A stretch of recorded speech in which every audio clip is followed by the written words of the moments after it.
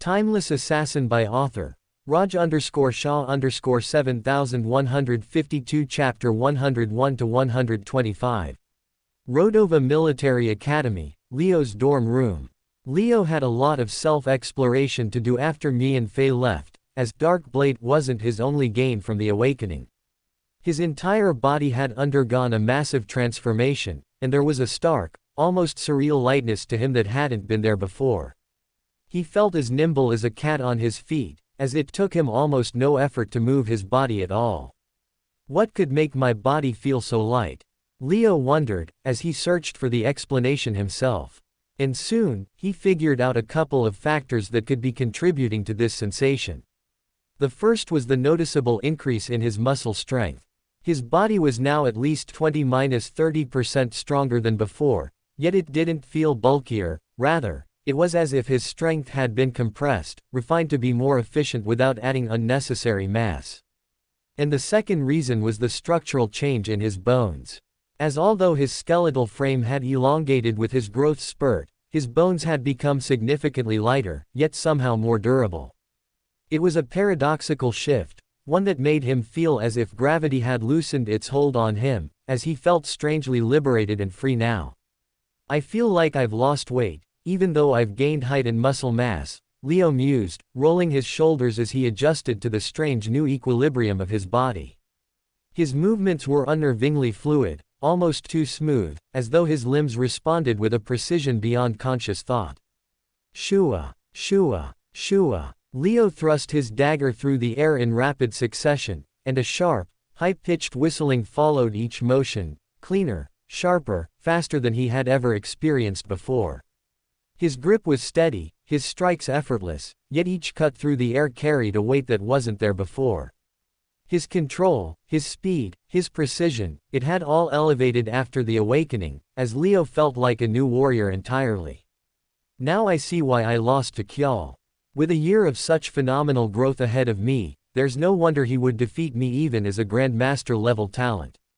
This is simply a genetic cheat. Leo realized, as he could finally see why the gap between him and the seniors appeared so large up till yesterday. The seniors had already completed their genetic awakening, and were now at the peak of their genetic abilities, while Leo and Su-Yang had not even started. This is my one opportunity in life to grow so quickly in strength, that my growth will stun the universe.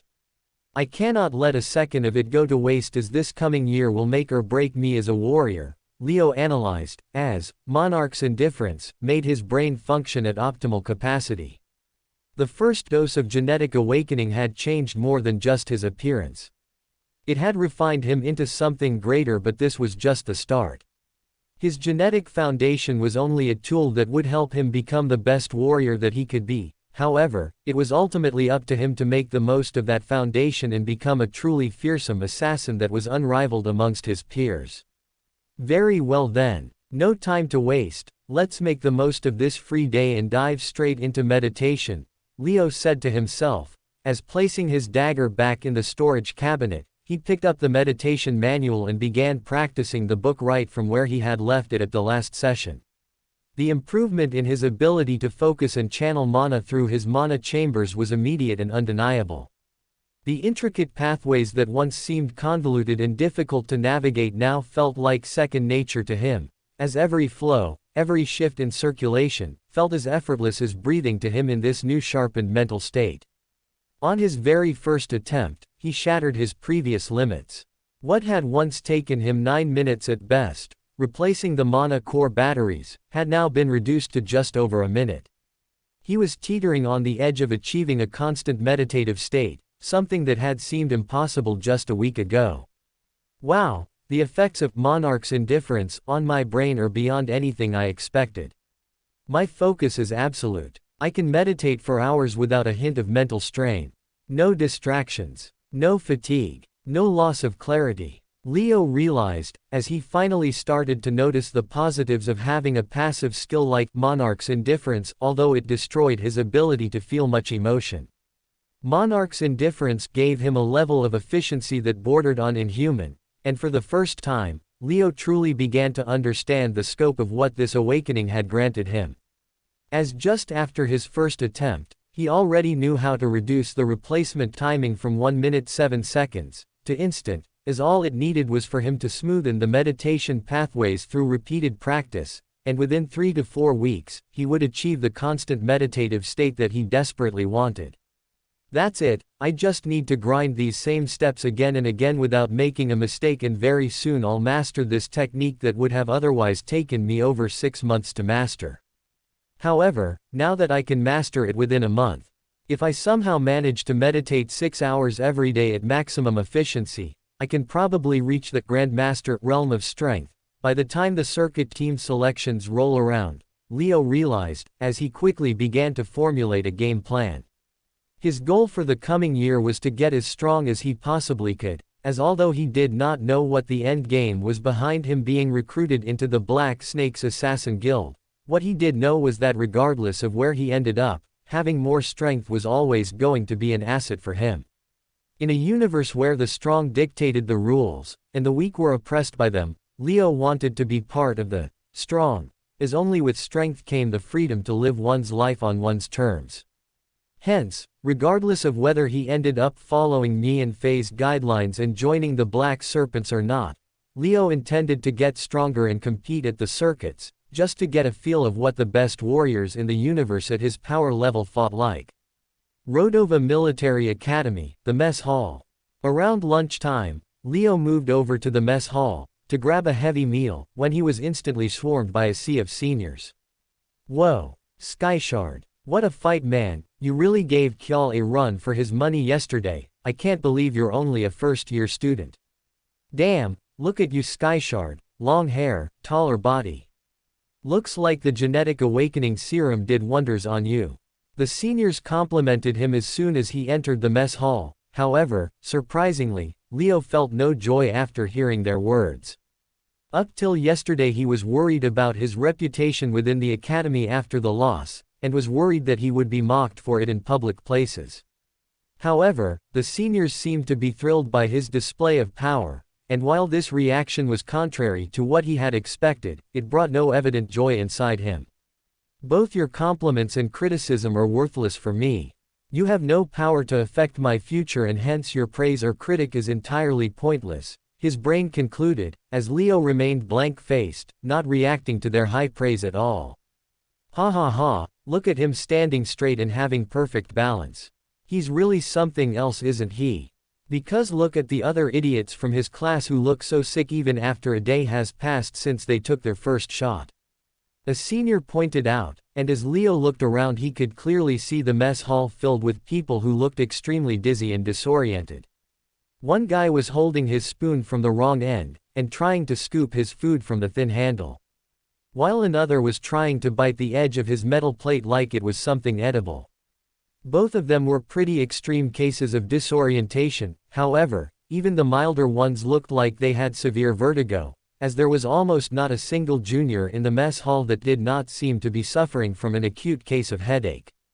Excuse me, I'm sorry but I can't handle loud noises today, please let's carry on this conversation at some other day, Leo said respectfully, as he moved past the seniors swarming him and grabbed a plate which he began to fill with huge portions of food. Drawback of Leo's newly obtained hypervision was how unappetizing it made all food look to him. If a single grain of rice had been tossed in oil, he could now pinpoint exactly how much of the grain was coated and which minuscule spots remained untouched. What was imperceptible to the average eye was now glaringly obvious to him, exposing a whole new dimension of imperfections in a person's cooking, as he could see micro flaws that made every meal seem less appealing. This seared meat has uneven charring. Some areas have lost all their natural fat, while other spots still have residual grease from the grill clinging to them, Leo observed, his enhanced vision dissecting the dish with unsettling precision as without hesitation, he scraped off the burnt and greasy parts before taking a careful bite. At least it still tastes the same, he thought, exhaling slightly in relief. Deciding it was best to momentarily close his eyes, he focused purely on the act of eating for now as he blocked out the microscopic details his vision insisted on revealing. His stomach was already gurgling in protest, demanding fuel for his newly heightened metabolism. And so, he dug in. Plate after plate vanished before him, his body consuming food at an alarming pace, like a well-oiled war machine replenishing its fuel reserves. Ooh, Skyshard sure is eating a lot today. That's his fourth refill. I think he's just starving after the awakening. I remember I was the same after my first shot. The seniors murmured among themselves, watching from a distance, as regardless of what he did, Leo always seemed to be at the center of attention, his status as a monarch-level talent ensuring that every move he made was scrutinized. If this was the old him, he might have felt self-conscious under their lingering gazes. If this was the old him, he might have hesitated in taking more food or second-guessed his need to eat more. But the new Leo, he didn't give a damn. His mind was razor-sharp, his focus absolute. He knew exactly what his body needed and how much food was required to keep it operating at peak efficiency, as nothing, not stares, not whispers, not anyone's opinions, mattered beyond that.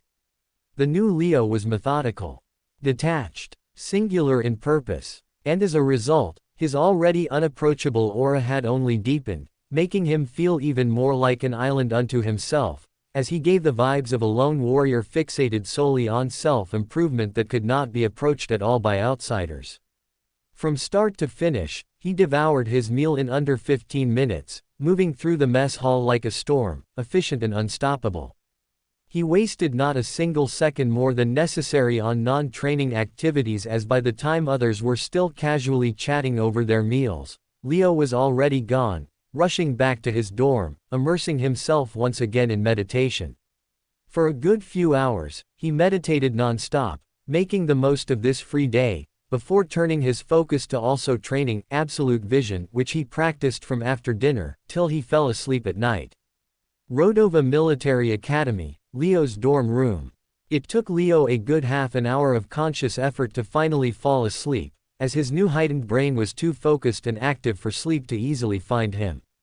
However, once he drifted to the dreamland, the inevitable did finally occur, as his consciousness was pulled into an alternate realm, giving him his first experience of ghost sleep.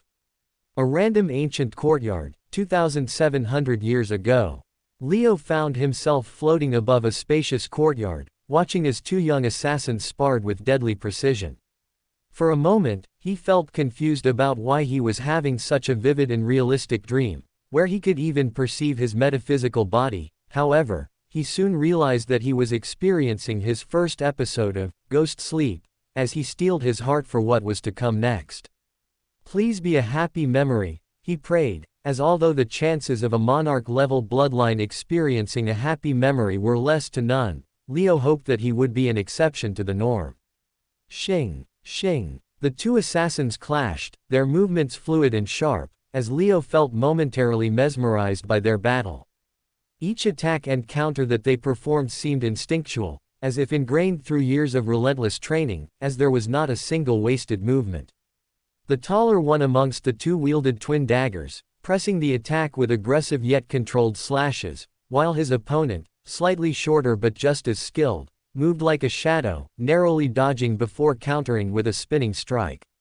They're insane, Leo thought, completely baffled by the exchange, as their coordination was unlike anything he had ever witnessed, as it was refined to a level that seemed almost supernatural. However, as he observed the duo some more, he noticed something peculiar about them. Both fighters shared strikingly similar features, sharp jawlines, the same piercing eyes, and identical expressions of intense focus. They're probably brothers, Leo concluded. However, before he could dwell on the thought for too long, a third figure entered the courtyard. A man, seeing whom, Leo's breath got caught in his throat. The newcomer had a commanding presence, his steps calm yet authoritative. However, it wasn't his presence that stunned Leo. No, Leo felt stunned by how much of a striking resemblance the man bore, both to the two boys and also to his own face. Holy shit, if I had a full beard and was middle-aged, I'd look just like him. Leo realized, as pure shock coursed through his veins, while his mind raced with questions. Silence. The moment the father appeared, the sparring came to an abrupt halt, as both youngsters turned to him, excitement flashing in their eyes. Father. Have you finally perfected it? The elder one asked eagerly. Have you mastered the unbreakable formation? The younger one added, their voices filled with anticipation, as the man only smiled in response, pride evident in his gaze as he reached out to ruffle their hair. I have, he confirmed, his tone warm yet firm. Come with me. I want to show you both the results, he said, as without hesitation, the two boys followed him, their enthusiasm palpable. But before Leo could even process what was happening, he felt himself being pulled forward, his surroundings shifting, as the courtyard dissolved into an unfamiliar space. The next thing he knew, he was inside an ancient study, standing behind the father and his sons as they gathered around a large, weathered scroll. This is the greatest equalizer the universe has ever seen. This will be the ultimate legacy that I give the universe before my death, the man said, as he looked proudly over the old scroll that he had scribbled over probably 100 times. There is no mortal who can slay a god, they said. Only gods can slay gods, they said. Well, no more. Mortals will remain suppressed by gods no more. With the use of this unbreakable formation, a bunch of the strongest mortal warriors can band together to take down a god, as not even gods can escape this trap alive, should they find themselves at the center of it, the man said, as both children looked at his work with glee. Leo hovered silently, his gaze locked onto the ancient parchment spread before them, desperately trying to commit its contents to memory. At first glance, it appeared to be nothing more than a chaotic web of overlapping geometric patterns, complex, yet seemingly meaningless. But as the man who looked eerily like him began to speak, the puzzle pieces started falling into place. This formation isn't just a battle tactic, it's a dimensional noose, the father explained, his deep voice filled with both certainty and reverence. His sons, wide-eyed with awe, hung onto every word. This design is crafted specifically to entrap beings beyond our mortal plane, he continued, tracing the intricate spiral of lines. And I have tested it on myself to ensure that it works. Leo's breath hitched. Tested it on himself. It was only then that Leo realized the chilling truth. The man before him wasn't just another warrior or master tactician. He was a god. A shiver ran down Leo's spine despite his incorporeal state. Seeing a deity was one thing, but looking at one that shared such an uncanny resemblance to him felt deeply unsettling. But how can we, mere mortals, hold beings who manipulate dimensions we cannot even perceive? The elder son asked, skepticism creeping into his voice. A proud smile formed on the father's lips. By overwhelming their dimensional senses, he said simply. He tapped the very center of the spiral. At its core, two demigods will serve as the primary anchors, their immense power forcibly pulling a god down into our three-dimensional reality, severing their ability to ascend into higher dimensions. Leo's eyes followed his hand as it moved outward to the next intricate layer. Encircling them, the father continued, 5 monarch-level warriors will form an impenetrable dimensional lattice, a spherical barrier sealing every possible exit. No escape. No retreat. Only now did the true depth of the diagram begin to take shape in Leo's mind. Supporting this lattice, the father went on, will be 12 transcendent-level warriors. Their role is crucial. They reinforce the stability of the formation and prevent any dimensional disruptions. Their coordination must be perfect. One slip, and the formation collapses. The father's finger traced further outward to the last and most elaborate ring. And finally, the Grand Masters and Masters weave the sensory labyrinth, he continued. 24 Grand Masters and 48 Masters, each distorting space, twisting perception, creating layers of illusions and misdirection. He paused, glancing between his sons. A god trapped within this labyrinth will be disoriented, unable to distinguish reality from deception, and, most importantly, unable to mount an effective retaliation. Leo's mind raced. The sheer complexity of the formation was staggering. It required unwavering discipline, perfect synchronization, and a coalition of warriors from multiple ranks working in harmony. It was a plan that, if executed flawlessly, could subjugate even the most powerful of divine beings. But then, a critical question arose. Father, what if the god trapped in the formation does manage to break free? The elder son asked, concern lacing his voice. The father's smile faded. His expression hardened. They cannot, he said, his tone absolute. His piercing gaze settled on his sons, his presence exuding an unwavering confidence. I am the strongest god. And if I cannot mount an acceptable defense against this formation, then no one else stands a chance. Leo's eyes drifted toward the top of the parchment, where a name had been etched in bold, deliberate strokes. Chakravaya. A title written in an ancient language, yet somehow, Leo instinctively understood its meaning. The inescapable formation. The father exhaled slowly, pride gleaming in his eyes. This is my gift to the mortals of this universe, he declared, so that the balance of power between gods and mortals may tilt back into equilibrium. With that, he carefully rolled the parchment and placed it in the hands of his eldest son. Caliph, my son, he said, resting a firm yet affectionate hand on the boy's shoulder. I entrust this formation to you. His voice carried both authority and a deep, unspoken responsibility. Pass it on to clans and houses you trust. Form an alliance of righteousness, with this formation at its heart. No single house can produce all the warriors necessary to complete it, so they must learn to cooperate. Only together can mortals achieve the impossible. The eldest son, Caliph, straightened his posture, his expression resolute. It will be done as you command, father, he vowed. And the moment those words were spoken, the world around Leo began to distort. The courtyard blurred. The study wavered. And just like that, Leo felt himself being dragged forward once more, the vision shifting, pulling him deeper into whatever past memory he was witnessing. As the next scene unfolded. Asterisk asterisk asterisk asterisk asterisk asterisk asterisk asterisk asterisk asterisk asterisk asterisk. A desolate battlefield, 2,000 years ago. Leo's vision twisted again. The warmth of the study, the quiet reverence of discovery, it all vanished in an instant. Now, he hovered above a battlefield drenched in chaos.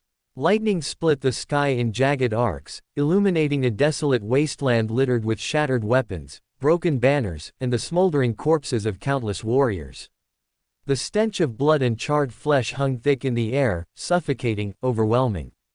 And at the very center of it all, was a man in chains. Leo's heart clenched as his gaze sharpened, taking in the terrifyingly precise geometric formation encircling the captive. He recognized it instantly. It was the Chakravaya. No, he thought, as his breath hitched. It was perfectly executed, a flawless manifestation of the unbreakable formation. Yet something was horribly wrong. The one ensnared within was its very creator. The same father who had once explained its power with pride and purpose, now shackled in its merciless grip. Why, Caliph, why? The man's voice rang out across the battlefield, not in rage, but in anguish. His wrists were bound in luminous chains, burning white-hot with divine suppression sigils. His once proud posture was hunched, his breathing ragged. Blood dripped from deep gashes across his face, matting his once pristine beard with streaks of red. And yet, his eyes, even as they swam with pain, held no fear. Only betrayal. Why did you of all people betray me, my son? Leo felt it. A wave of emotion slammed into him, an agony so visceral it almost brought him to his knees despite his incorporeal form. It was like being ripped apart from the inside, as if he himself were the one being betrayed, shackled, forsaken. And then, the first attack landed. Boom. The father's body convulsed as an explosion of celestial fire engulfed him, searing his skin as divine flames licked at his flesh. The force was enough to shatter mountains, yet the formation held him in place. Leo flinched. He could feel the pain. Every crackle, every ember burrowing into flesh, it was real. But the assault had only just begun. From the edges of the Chakravaya, 6 divine figures stood in position. Gods. Not mortals. This formation, once designed to grant mortals the ability to bring down divine beings, had been twisted into something else entirely. 6 gods now wielded it against its own creator. The father spat blood as a second blast tore into his side, the impact snapping bones with sickening cracks. Another god stepped forward, hurling a jagged spear wreathed in lightning. It pierced straight through his shoulder. He let out a choked gasp, his body jerking violently against the restraints, but the chains did not let him fall.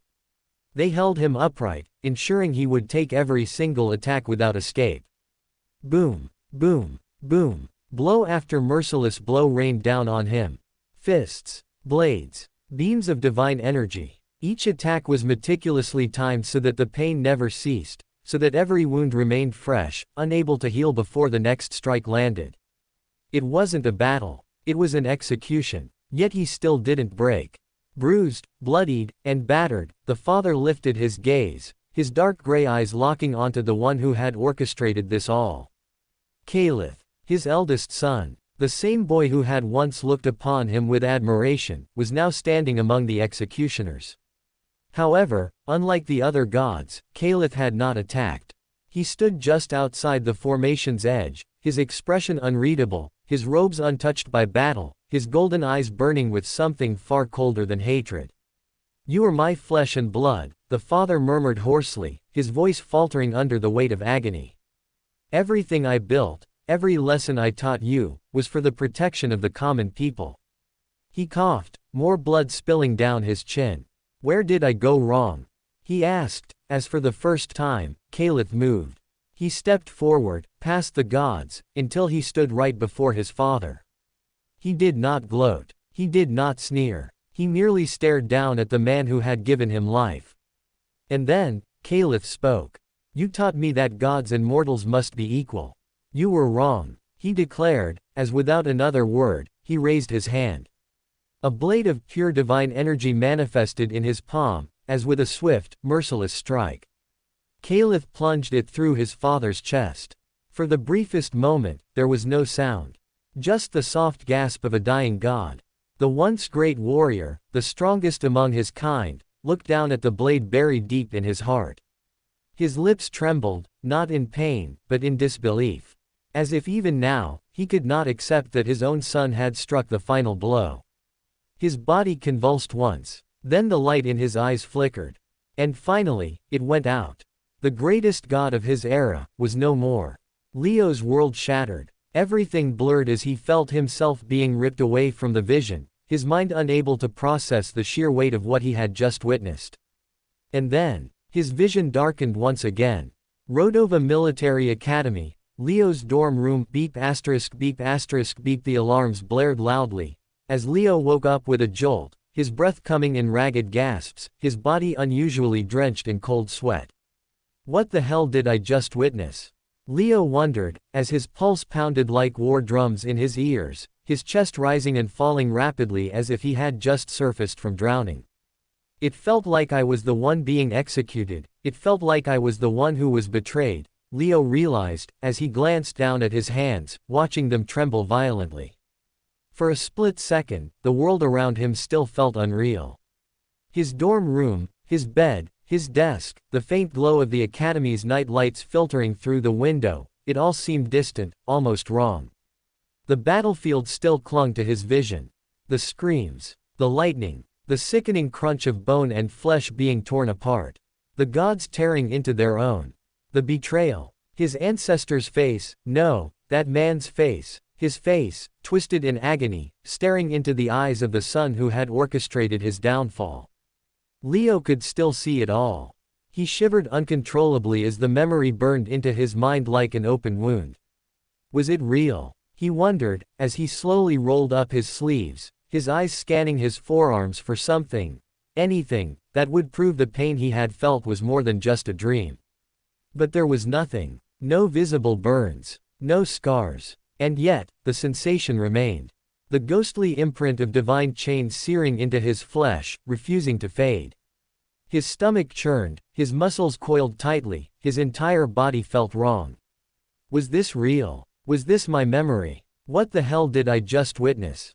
He wondered as, beep asterisk beep asterisk beep, the academy's alarm system forcibly snapped him back to reality.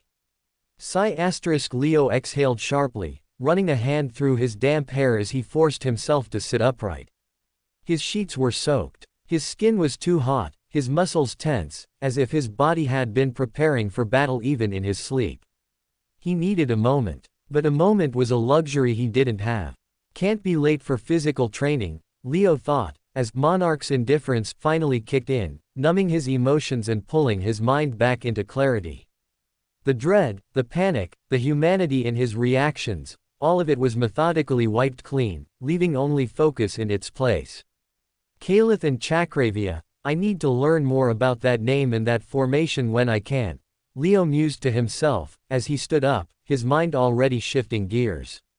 Striding toward his closet, he pulled out a freshly pressed uniform, his fingers moving with mechanical precision as he unbuttoned the fabric, preparing for the day ahead. Rodova Military Academy, physical training grounds. As Leo arrived for the morning lineup, the first thing he noticed was how different the entire class looked compared to just a couple of days ago.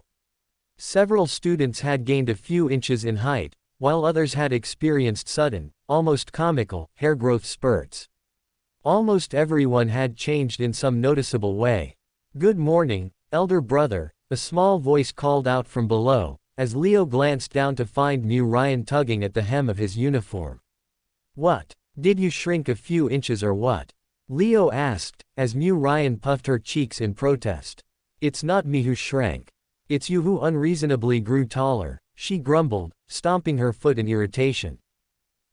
Leo mused, his lips curling into a slight smile.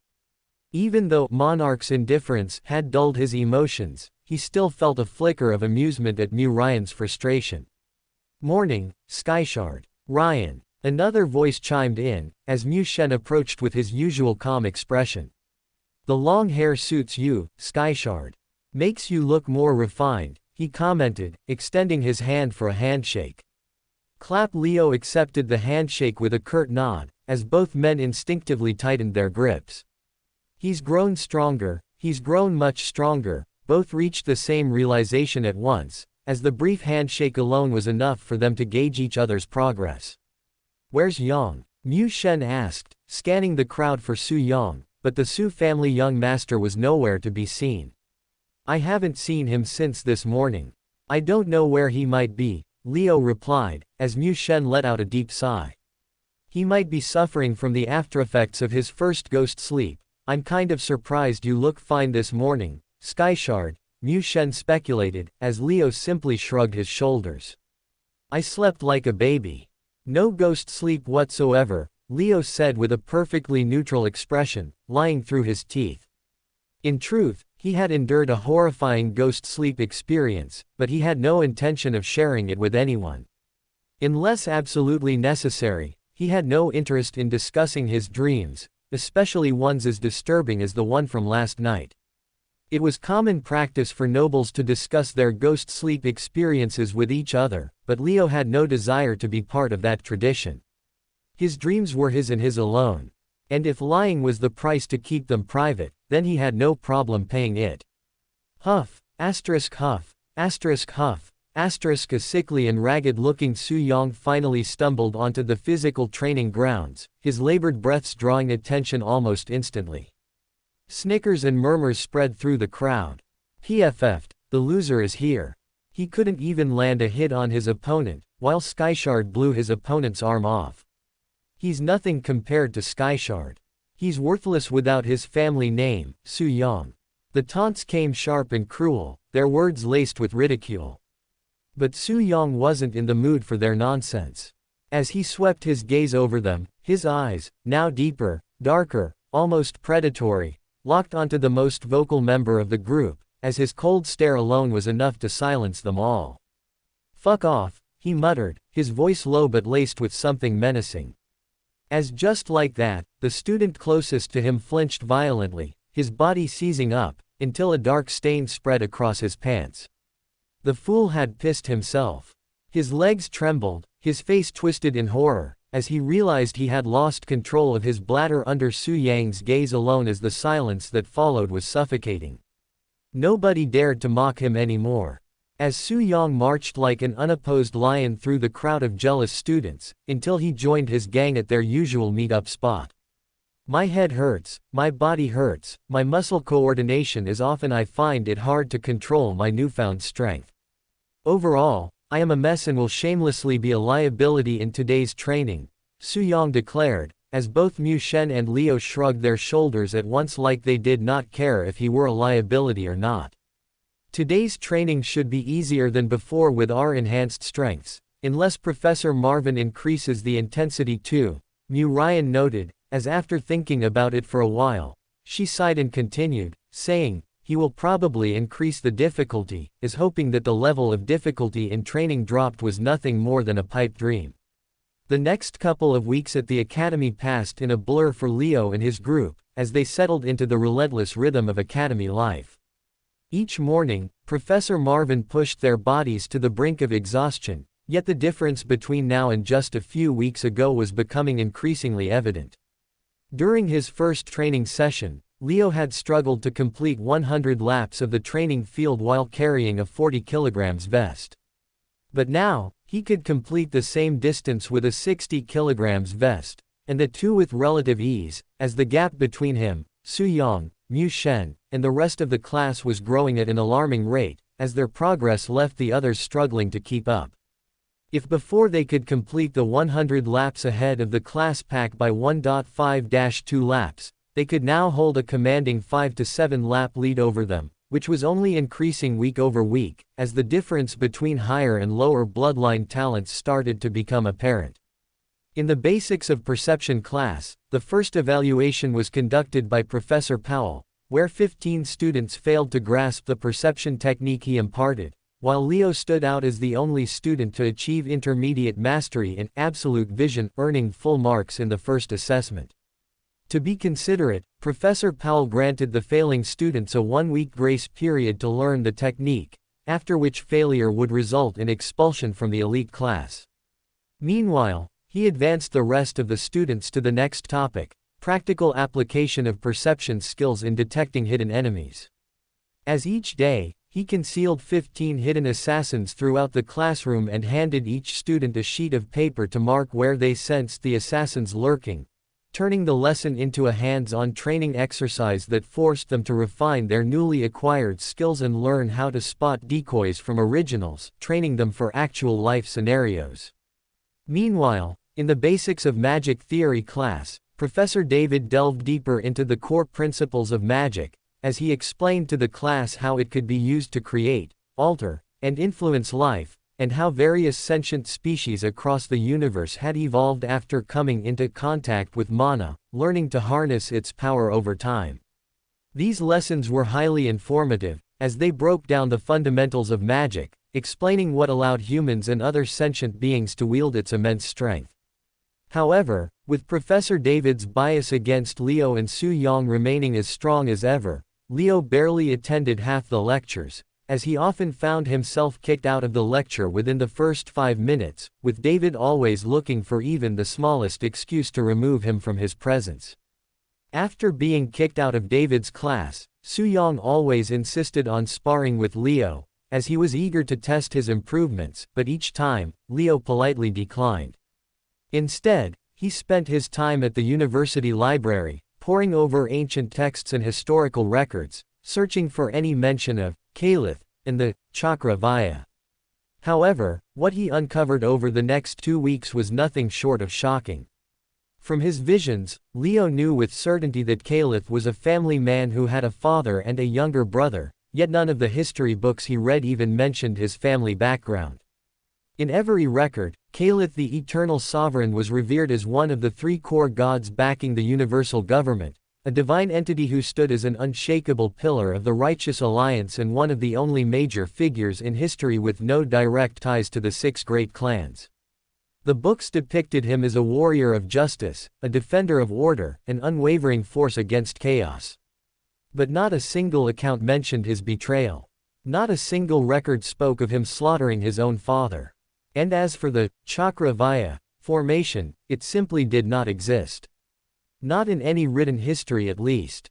As no matter how deep Leo dug, Kalith's family ties were completely erased from public knowledge, and the very concept of the god-killing formation was nowhere to be found.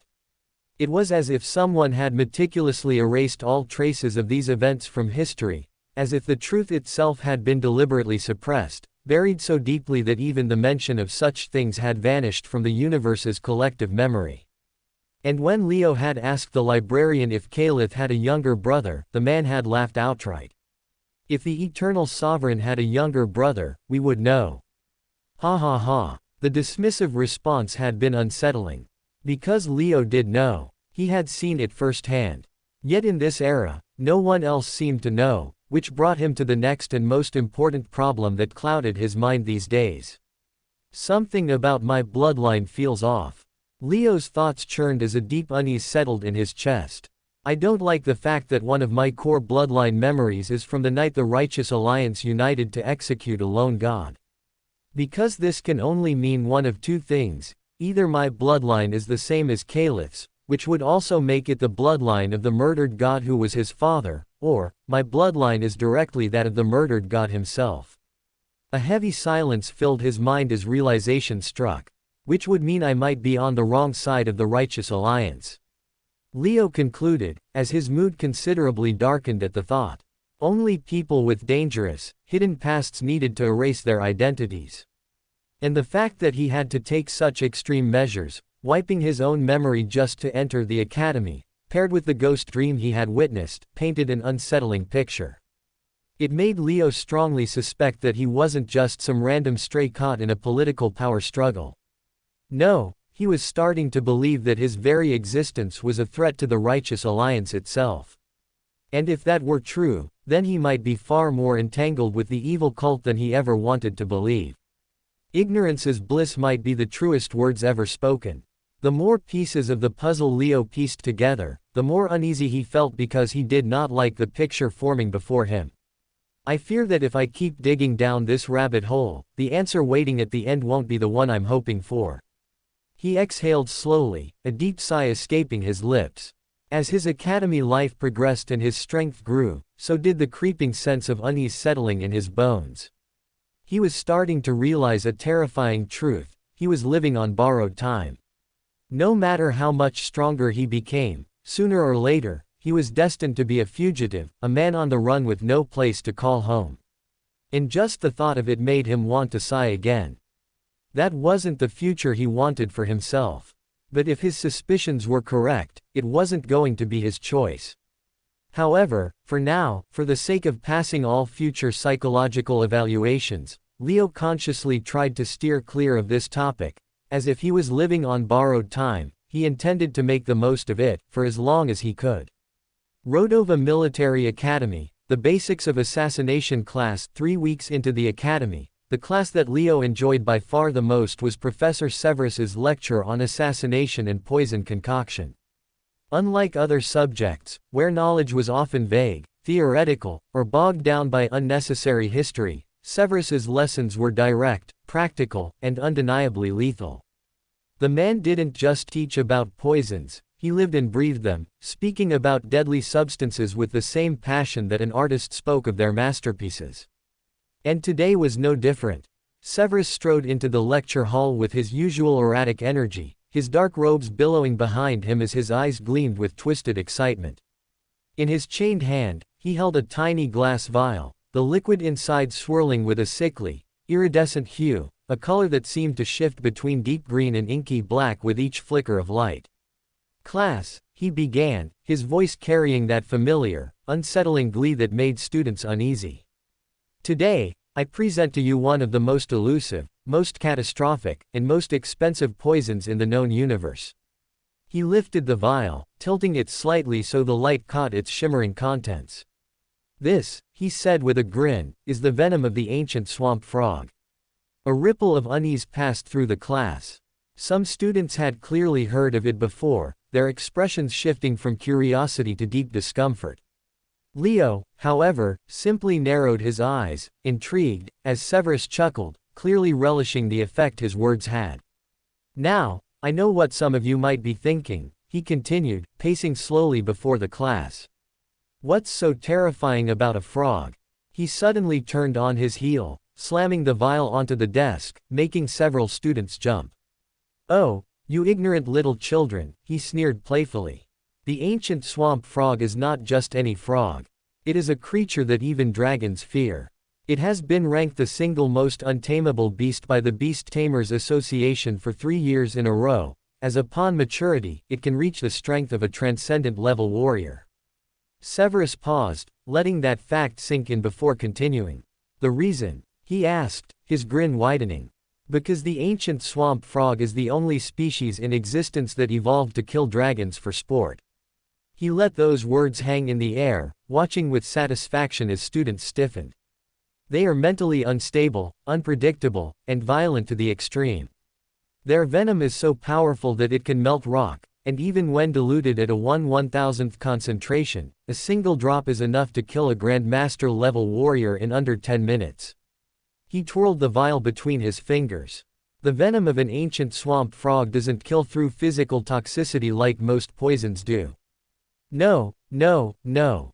This venom attacks the mana pathways, severing them, rupturing them from the inside out, before producing such an unbearable heat within the body that all internal organs fail one after another. Severus leaned forward, his voice dropping slightly. A fully grown, elder dragon. If spat on by an ancient swamp frog. He smiled wickedly. Dead in under 10 minutes. A deathly silence gripped the class. Several students swallowed hard, their faces paling as Severus let out a delighted chuckle. Ah, I love that expression of fear. It really is beautiful, isn't it? He mused before waving a gloved hand dismissively. Of course, acquiring this venom is next to impossible. In fact, it's easier to retrieve a dragon's scale than a single drop of this venom. He tapped the vial lightly. This tiny amount right here, costs more than a fully enhanced, military-grade warship. Gasps echoed through the classroom. Which is why, we must be grateful to the Rodova Military Academy for giving you all this once-in-a-lifetime opportunity to learn how to neutralize this poison today. Severus declared, as shock and murmurs spread through the class. Then, with a flick of his wrist, he gestured toward the front of the room, where a row of microscopes and alchemy kits had been neatly arranged. Each of you will receive a small, diluted sample, one that won't kill you, even if you accidentally consume it, but will cause agonizing mana blockages if mishandled. He clasped his hands together, his smile widening. Your task, he said, eyes gleaming. Create an anti-venom, and make it perfect. Because if you fail, his grin turned absolutely wicked. I won't be giving you the very special prize I have for those who succeed today. The class stiffened. Because a Severus excited about something was never a good sign. Leo, however, simply smirked, rolling his shoulders as he stepped forward, already eager to begin. Because while everyone else saw this as a terrifying challenge, Leo saw an opportunity. A chance to understand a poison feared even by dragons. And perhaps, a weapon he could one day use for himself. Over the past 3 weeks, Severus had already taught the class how to create anti-venom for any particular venom they had in hand, as the theory of venom neutralization was fundamentally very simple. Under a microscope, venom could be observed as a highly reactive substance, often containing unstable molecular chains that attacked organic structures or mana pathways on contact. The key to neutralization was identifying the specific active agents within the venom, whether they targeted nervous tissue, mana channels, or cellular structures, and then applying the correct chemical or mana-based counter-agents to break them down. Severus had drilled the class on this concept repeatedly. All venoms share a weakness, he had said in his usual dramatic flair. They are, by nature, reactive. And what do we do with reactive substances, class? We stabilize them, the students had answered in unison. Correct. Severus had grinned. By introducing either a chemical compound or a mana-based inhibitor that binds with the venom's active elements, we disrupt its ability to function. The moment the venom loses its reactivity, it ceases to be a weapon and becomes nothing more than harmless residue. For most venoms, simple alchemical solutions, such as alkaline bases, oxidation agents, or binding proteins, were sufficient to dismantle their lethal properties. However, mana-based venoms, like the ancient swamp frogs, were far trickier to counter. The students peered into their microscopes, watching as the venom samples writhed like living organisms. The ancient swamp frog's venom was particularly aggressive, pulsing with a dark green hue, constantly shifting and eroding microscopic mana constructs placed within its vicinity. It was unlike any venom they had worked with before, almost as if it had a will of its own. Leo narrowed his eyes, carefully analyzing the sample as he recalled Severus's instructions. Step 1. Identify the key reactive agent. The venom's primary destructive property was its ability to sever mana pathways. It didn't just attack biological tissue, it specifically dismantled the flow of mana within a person's body, making healing near impossible once the poison took effect. Step 2. Introduce a stabilizing agent. Leo reached for a vial of lunarvine extract, a common neutralizing base used to bind with high-grade toxins. He carefully mixed a few drops into the venom under the microscope and observed the reaction. At first, nothing happened. Then, suddenly, the venom began fighting back. Instead of neutralizing, the poison reacted violently, twisting into dark tendrils and burning through the stabilizer like acid. Leo frowned. Of course, a normal base won't work. This poison isn't just a chemical compound, it's an apex-tier mana-based venom. It actively resists foreign substances. If I want to neutralize it, I need to attack it on a mana level, not just a chemical one. He realized, as he took a different approach. Activating a small pulse of mana, he carefully channeled it into the sample through the microscopic mana conductors attached to the alchemy station. At first, the venom twitched at the intrusion, but then, instead of resisting, it briefly lost its aggressive properties, becoming sluggish. His eyes sharpened. It responds to mana interference. That means, it can be pacified before it's neutralized. He reached for a second compound, azure nettle oil, a rare alchemical solution that, when combined with mana-infused suppression techniques, could force a reaction. With delicate precision, Leo dripped the azure nettle oil into the venom sample while simultaneously fluctuating his mana output in a controlled pulse. The moment the oil touched the venom, the reaction was instantaneous. The once violent venom stilled. Its dark green glow faded, turning into a dull, inert gray sludge. Leo smirked. Got you. He leaned back, watching the result of his work with satisfaction as Severus, who had been silently observing the class, suddenly let out an amused chuckle. Well, it seems we have our first success. Leo turned to see dozens of students still struggling, their samples violently rejecting their stabilizing attempts, as many had yet to figure out that the venom required a dual chemical mana suppression method to be properly neutralized. Severus clapped his hands together, his eyes twinkling with excitement. Looks like someone in this class actually has a brain. His gaze locked onto Leo. Skyshard, my dear student, you will get your special prize after class. Meet me in my holding cell, and don't be late. You wouldn't want to disappoint me, would you? Severus said, as he gave Leo the most creepy smile that Leo had ever seen before. Rodova Military Academy, Professor Severus's holding cell, Basement D1. A few minutes after class, Leo arrived at the entrance of Basement Block D1, which was the restricted section of the academy where its less reputable faculty members were housed. Currently, only one such less reputable faculty member was on campus, his chamber protected by a single holding guard clad in full-body armor. As Leo approached, the guard lifted his visor to confirm his identity, before letting out a deep sigh. You must be Skyshard, the guard muttered, arms crossed as he spoke with a tired voice.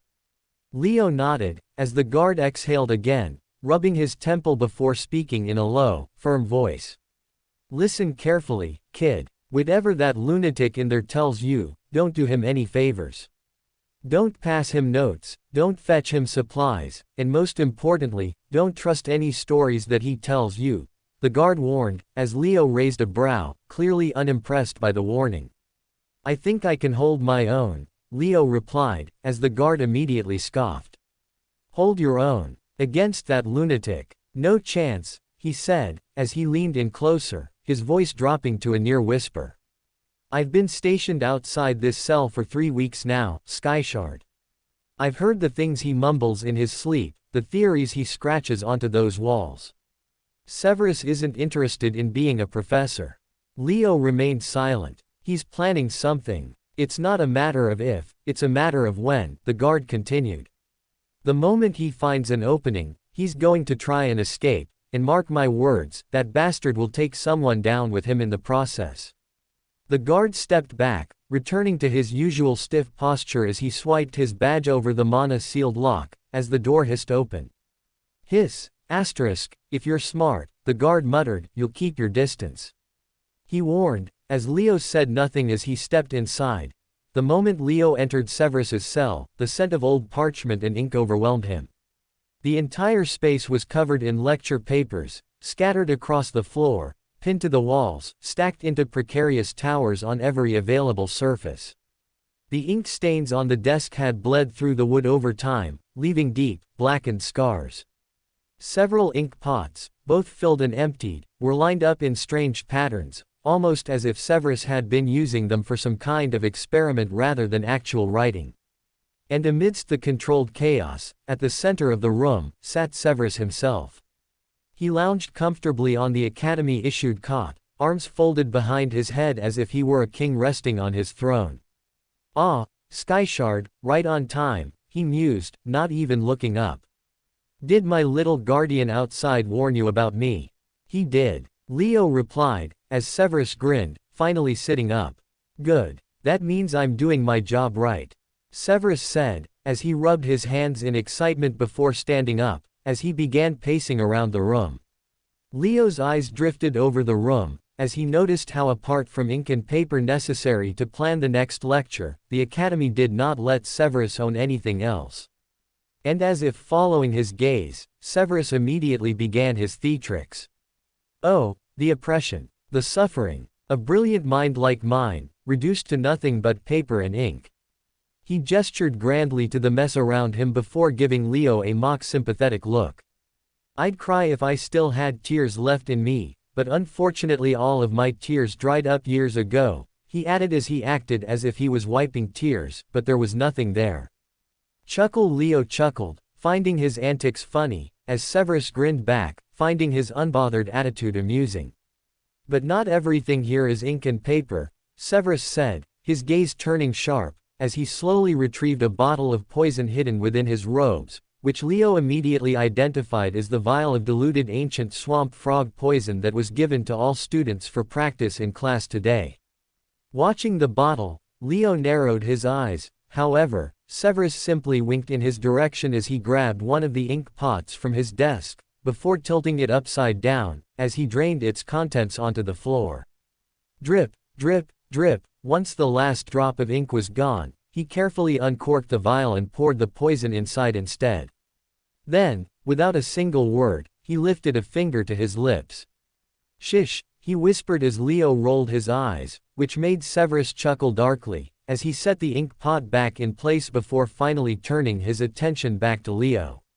Now then, he said, grinning like a man who had just gotten away with murder. Let's talk about why you're here. He reached under his mattress, retrieving a worn, yellowed document, one that looked aged, yet meticulously preserved. He held it out for Leo to grab, as Leo suspiciously took it. And at the very top, written in Severus's distinct sharp handwriting, was the title, The Unseen Shackles, as Leo felt confused reading it. What is this? He asked, as Severus leaned in slightly, his grin never wavering. The most dangerous poison I've ever created. It's something the world doesn't know about yet, something I want to pass on to you who are the closest individual that I have to my own genius disciple, he whispered, as Leo's grip on the paper tightened. You see, most poisons kill. That's their purpose, their one function. But this, he tapped the paper. This doesn't kill. It doesn't leave a trace. There are no symptoms, no physical aftereffects. Severus explained, his voice silky smooth. What it does do, he continued, is weaken. His fingers drummed against the desk rhythmically. It latches onto the very essence of the body, the muscles, the brain, the mana circuits, and reduces their efficiency by a staggering 50%. Severus explained, as Leo said nothing, but could imagine the notorious use of such a poison. Imagine, Severus mused, a warrior stepping into battle, only to find their reflexes slower, their attacks weaker, their mana reserves halved. He chuckled. And the best part, they'd never even realize it happened. Severus said, as he chuckled like a maniac, before resting his chin on his hand. "You're gonna compete in the circuits someday, aren't you?"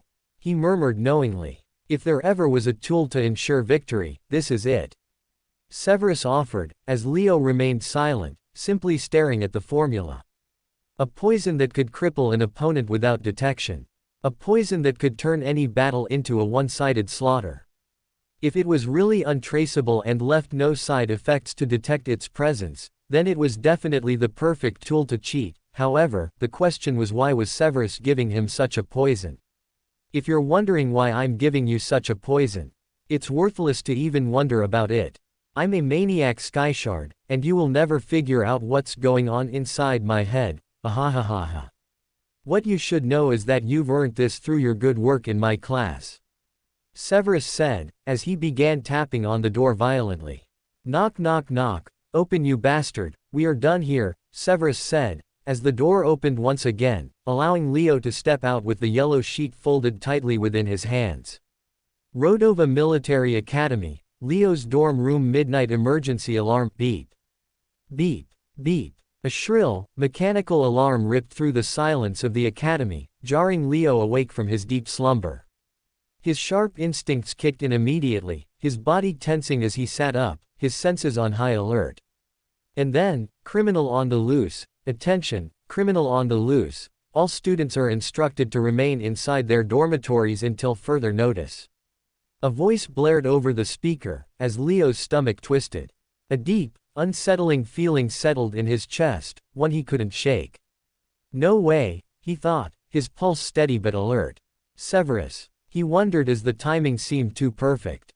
The way Severus had smirked, the way he had casually handed over that poison formula today, it was all too convenient. Had he known? Had he planned this from the start? Leo swung his legs over the edge of his bed, resting his elbows on his knees as he ran a hand through his hair, processing the situation. That bastard, he must have planned his escape for today. Leo realized, as now that he thought about it, Severus's entire demeanor had felt a little too relaxed during their last meeting. The ink swap, the half-joking theatrics, the way he had whispered shish, after filling the bottle with poison instead, that wasn't a man who planned to stick around. That was a farewell. And perhaps because he was unsure of whether or not he would make it out alive, he had given Leo the potion formula, since it was his only shot at passing his legacy on to someone who might use it notoriously someday. Sigh.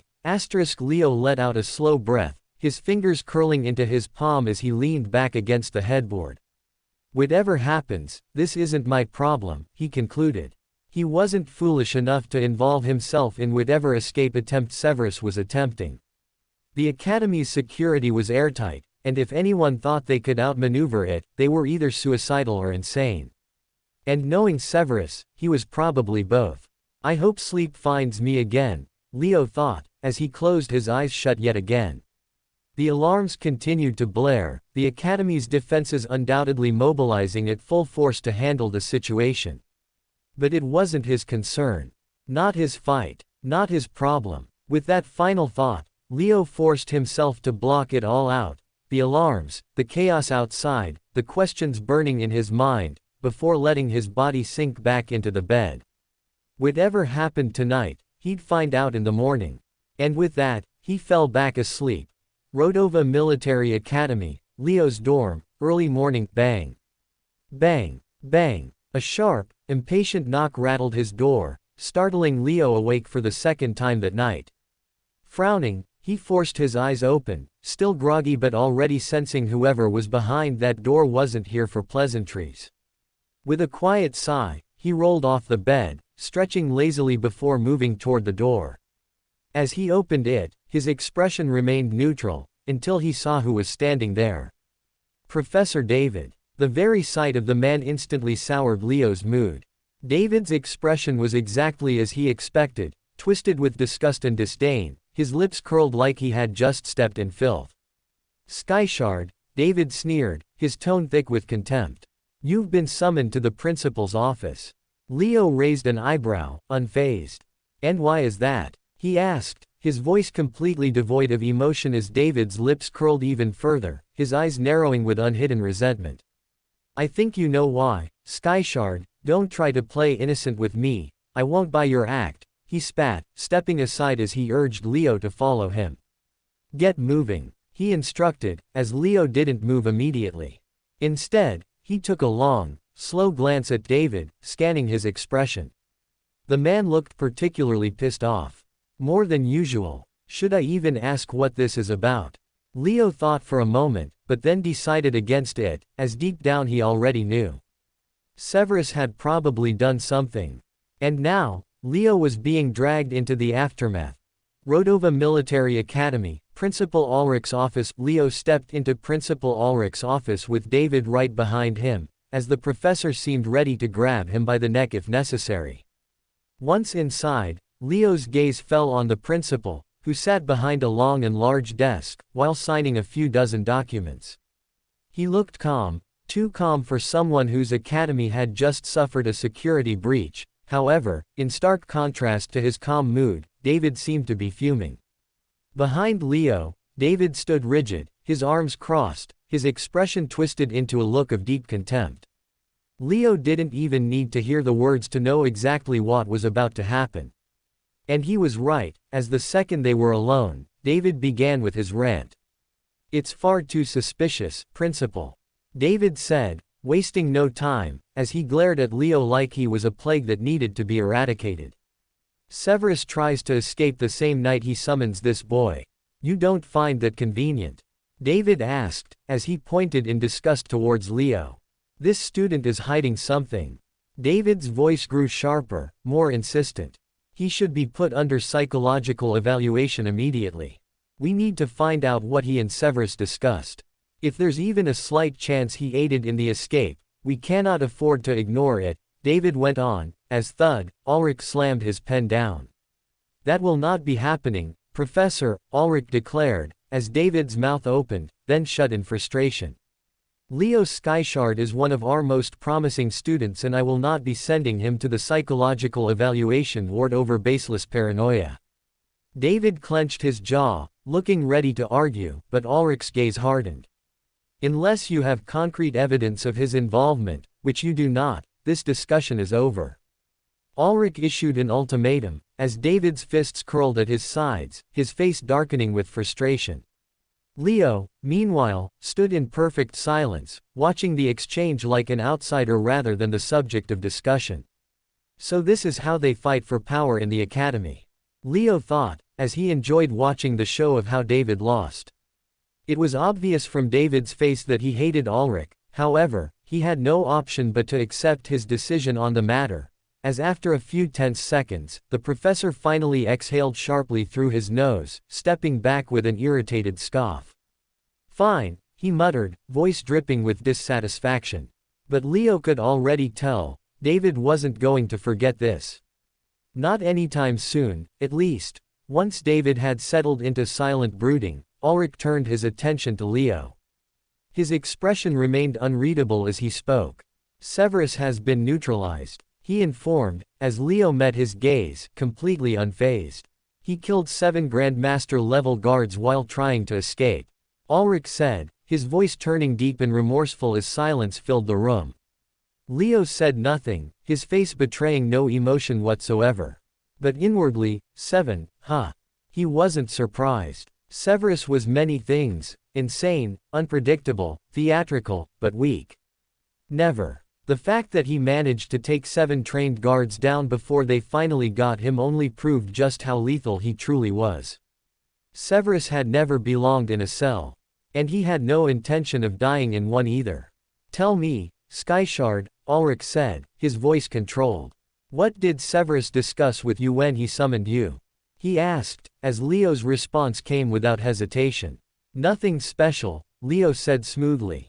He gave me some advice on how to perform well in the circuits and handed me a potion formula that he considered to be his legacy as a reward for my excellent performance in his class today, Leo said in a calm voice, which betrayed nothing. And from the way Ulrich's gaze lingered, Leo knew he was being carefully evaluated. After a few seconds, Ulrich finally leaned back in his chair. I see, he said before shrugging his shoulders as he said nothing more on the matter. No further interrogation. No further questions. Very well, Skyshard, Ulrich finally said, picking up his pen again, signaling the end of the conversation. You're dismissed, he said, as nodding, Leo turned towards the door without another word. However, David seemed to lose his mind.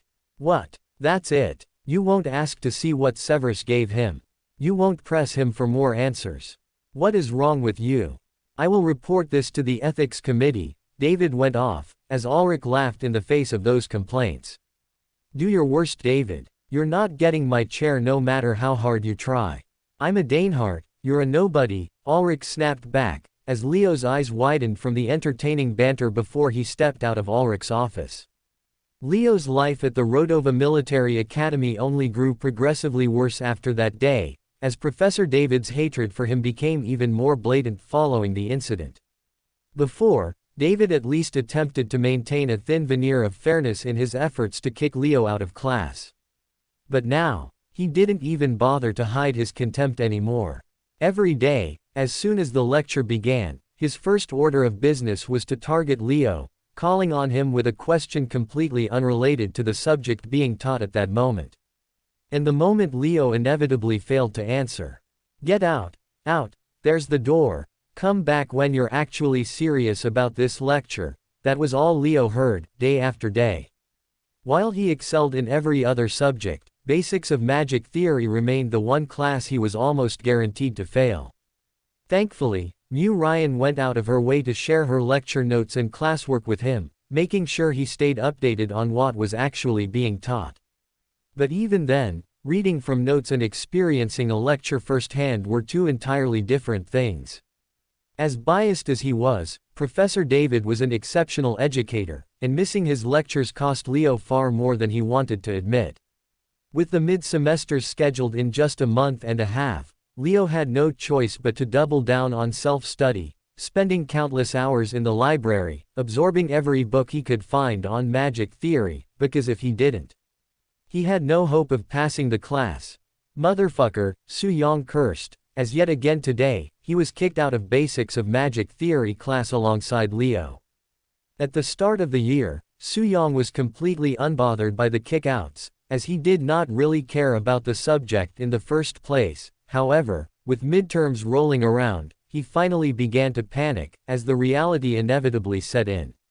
Even Principal Ulrich can't save us from failing the midterms, even if we complain about the professor's bias to him. Because while Principal Ulrich is the highest functioning authority at Rodova, he isn't the undisputed highest authority. Above him stands the Ethics Board, the governing body that oversees the Academy's operations, and they will absolutely not tolerate any corruption of the Academy's fundamental principles, one of which is equality for all students.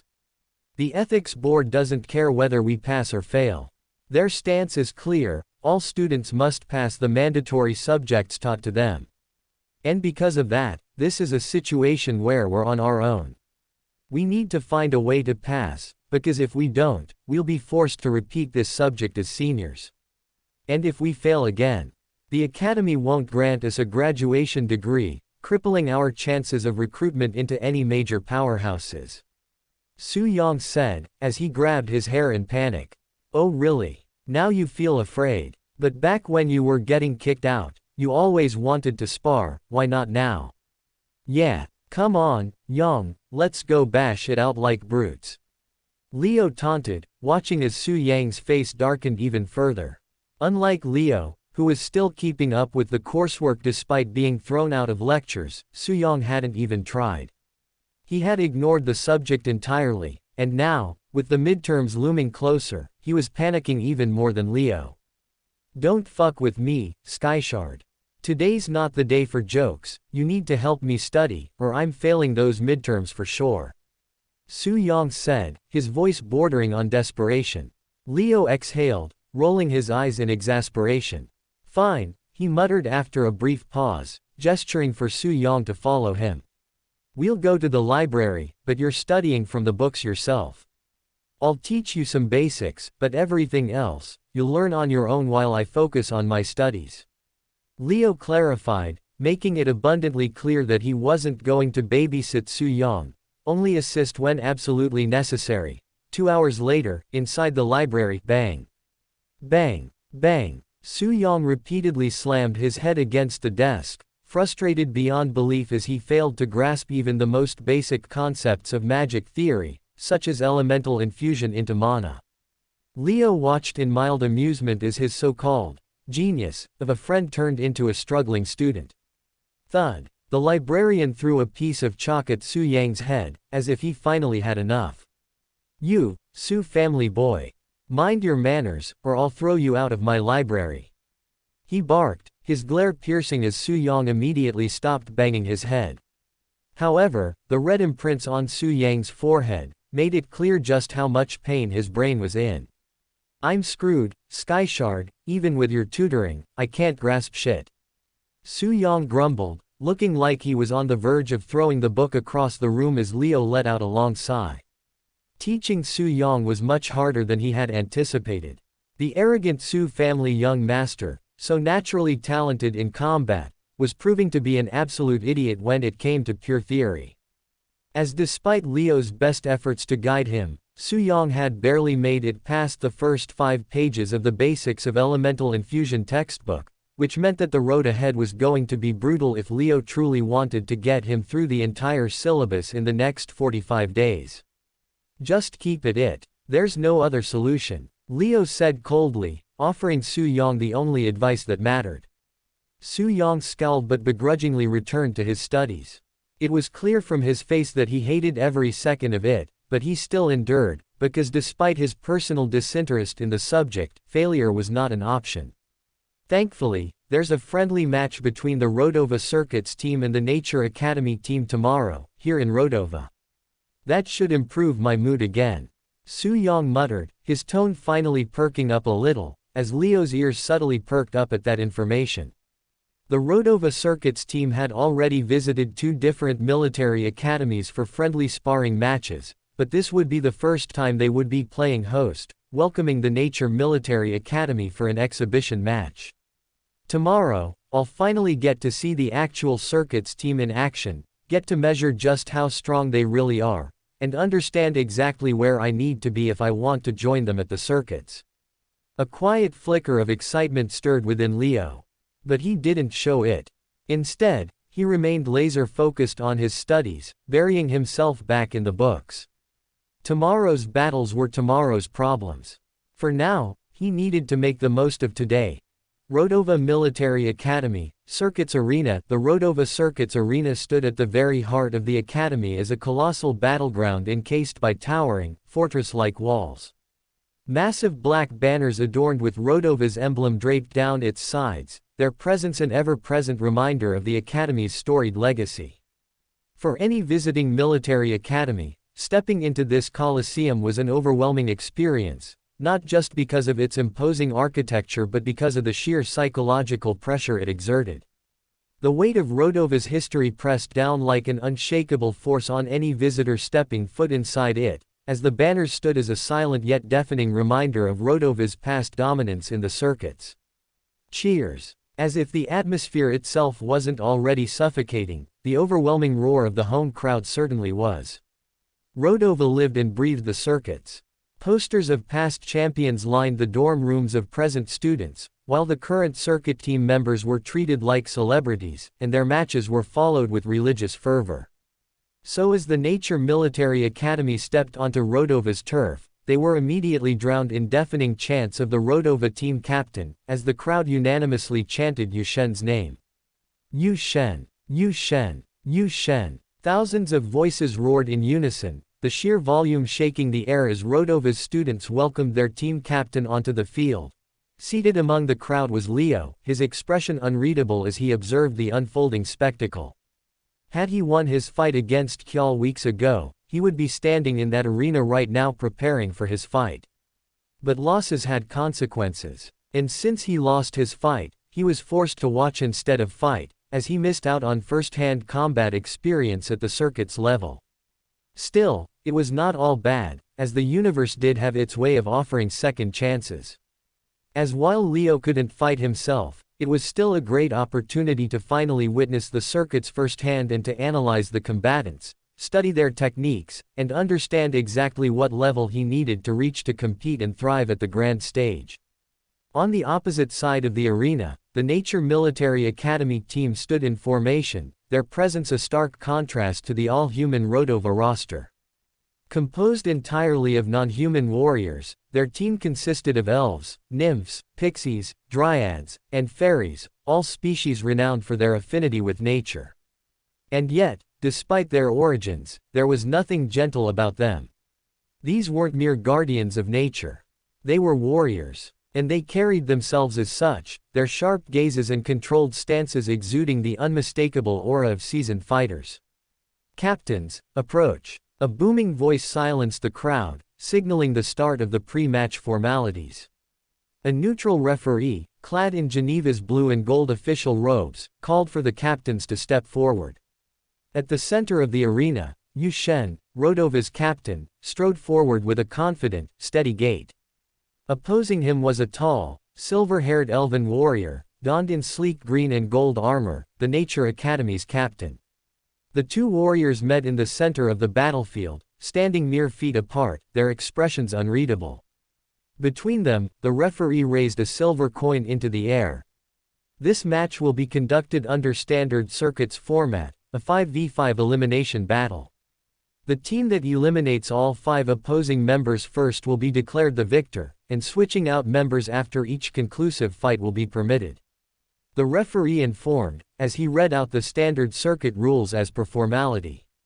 Twing asterisk he tossed the coin in the air, as the crowd held its breath for this defining moment.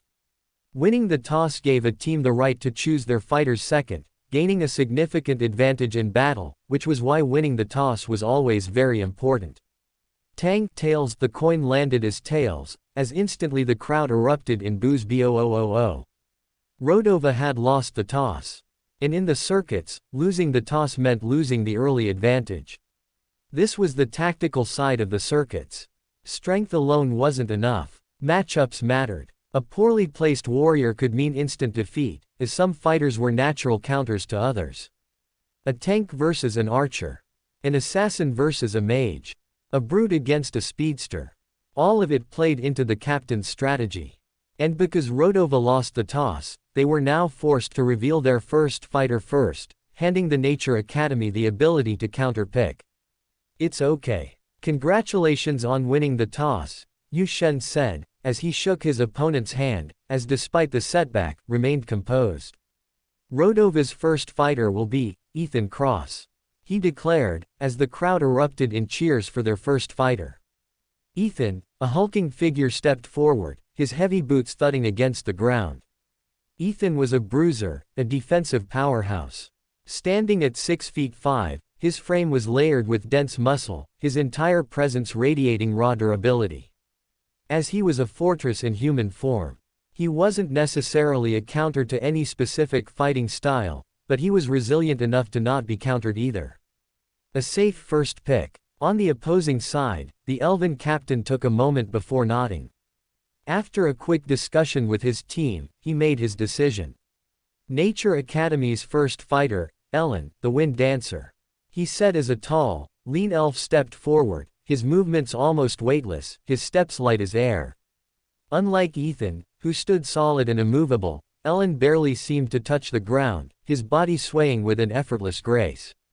Leo's eyes narrowed slightly. A heavyweight tank versus a speed-based skirmisher, this was going to be interesting.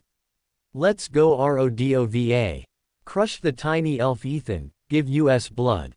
The crowd's excitement reached a fever pitch as both fighters took their positions. They wanted to see the action start now, and the referee did not disappoint, as a couple seconds later, the referee raised his hand as he said, "First match, begin." And just like that, the battle was on. The first match, Ethan Cross vs. Ellen, boom. Ethan launched forward like a living battering ram, his massive frame barreling toward Ellen with terrifying momentum. But the elf vanished. A sudden burst of wind surged through the arena as Ellen's figure flickered, his movements so fast, it looked as if he had turned into a gust of air itself. Leo's eyes sharpened. That's not just speed, he's manipulating wind currents to shift his momentum mid-movement. Leo analyzed, as he felt sweat trickling down his neck when he tried to think of what he would do if he were in Ethan's place now. The pace that Ellen showed now was far higher than anything his peers in first year were capable of, and this alarmed Leo big time. Ethan, however, skidded to a halt, eyes darting left and right, as he tried to track his opponent, but while he looked left and right, his opponent was already behind him, as, shing. A thin, curved blade gleamed as it sliced toward Ethan's exposed side. Clang! Ethan twisted at the last second, raising his armored forearm to block the attack, causing sparks to fly as metal met enchanted steel. Oh oh oh oh! The crowd gasped at the close call, as Ellen continued with his relentless assault. He moved like a storm, his body weaving in and out, his blades striking from all angles, forcing Ethan to stay on the defensive. From the stands, Su-Yong clicked his tongue. TCH. This is a bad matchup for Ethan. This match reminds me of my fight against Minerva, he muttered, as he did not harbor many hopes of Ethan winning. Leo, however, remained silent, observing. Ellen's wind footwork made him almost untouchable. Meanwhile, Ethan was a defensive warrior, built to endure damage and counterattack with crushing force. But countering only worked when you could hit your opponent. And right now, he couldn't. Ellen's speed was overwhelming, his blades a blur, striking at Ethan's armor joints, looking for an opening. But somehow Ethan looked like he was holding on for now. Bang, then, it happened. Swoosh, shing. Ellen's dagger sliced past Ethan's defenses, drawing first blood as a thin line of red appeared on his bicep, as the crowd's violent energy suddenly muted. Ellen leapt back, landing with feather-light grace, his expression unreadable. Ethan, however, only grinned. Then, bang! His foot slammed into the ground, sending cracks sprawling across the arena floor as the very air around him seemed to shift. Leo's brows rose slightly, as he looked towards the sky, noticing a phenomenon he completely missed before. Did he just, before he could finish the thought, boom! A sudden, shockwave blasted outward from Ethan's body, forcing Ellen to retreat further. The air around the massive warrior rippled, as if the very space around him had hardened. You're fast, elf. But let's see how fast you are when you can't breathe. Ethan rumbled. And that's when Leo realized it. Ethan had activated his special technique a few moments ago, which went completely unnoticed by the crowd and Ellen himself. Wind vacuum. Ethan was manipulating the mana in the air to create a wind current so strong that it was sucking out all the air above the fighting arena, thinning the oxygen concentration in the air significantly. For him, who was a bruiser tank, he did not need much oxygen as he did not move around much in the first place. However, for Ellen the lack of oxygen was lethal. He needed a constant stream of air to sustain his explosive movements, as without getting enough, he started to grow visibly sluggish. What the fuck? Just what sort of a mental level are these guys playing at? What sort of combat is this? Leo wondered, as he finally realized what the circuits were all about. Just like Minerva's fight against Su-Yong, this fight too was determined by strategy more than the fighter's strength, as it wasn't Ellen that was weak, but just that Ethan had the better strategy to wear him down. Paw. Ellen visibly panted and struggled as time went on, as while Ethan was used to fighting under low oxygen conditions, Ellen was not. And in the end, that made him a sitting duck for Ethan's attacks, who brutalized him using close-ranged strikes for the win, much to the delight of the Rodova home crowd. Winner, Ethan, RODOVA Military Academy. The referee declared, as deafening cheers erupted throughout the arena. Welcome to Fanfic Audiobook, your go-to place for immersive audiobooks. If you enjoy the content, don't forget to like the video and subscribe to our channel for more amazing stories. And please support the author by link in description.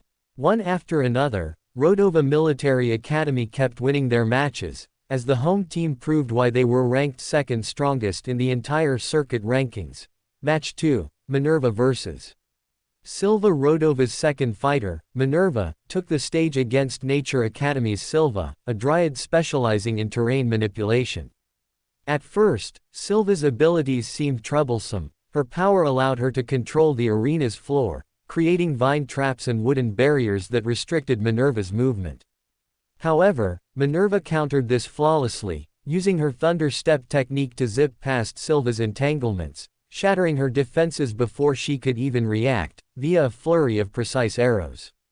Kaboom kaboom. The first couple arrows that she used were of the lightning nature, which while did not cause much damage to the Dryad, stunned her enough to immobilize her for a couple seconds, which gave Minerva the opening to launch a couple of blast arrows, that ended the match after exploding right in front of Sylva's face. Match 3, Orion vs. Loom. Next came Orion, a battle mage specializing in wide-range elemental attacks, against Loom, a fairy with mastery over aerial combat. This match was a complete showcase of power versus agility. Loom darted across the battlefield with blinding speed, launching razor-sharp wind slashes, but Orion was an immovable juggernaut. His firestorm barrier negated all incoming attacks, while his meteor crash spell bombarded Loom with overwhelming force. The moment Loom hesitated mid-air, Orion launched a chain lightning spell, striking him down instantly, securing Rodova's third consecutive win. Match 4, Harlan vs. Viridia. The fourth match pitted Harlan, a brute force warrior wielding a massive war axe, against Viridia, a deadly elven archer known for her unerring precision.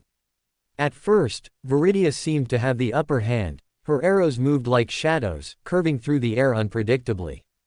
But Harlan had an iron will and an even harder body. Instead of dodging, he charged straight through the onslaught, his mana armor reducing the damage to negligible levels. As one leap, one swing and one devastating impact was all it took for him to win, as his axe cleaved through Viridia's bow, breaking her spirit along with her weapon. As Rodova's fourth victory was secured in convincing fashion. Seated in the stands, Leo's mind churned, as he analyzed everything he had witnessed so far. Rodova's combatants weren't just skilled, they were monsters in their own right. Each fighter possessed a different set of strengths, but what struck Leo the most was how far ahead they were from him in different areas. In pure strength, right-pointing arrow, Harlan stood unmatched, a walking fortress who could take hits without flinching and end fights in a single blow.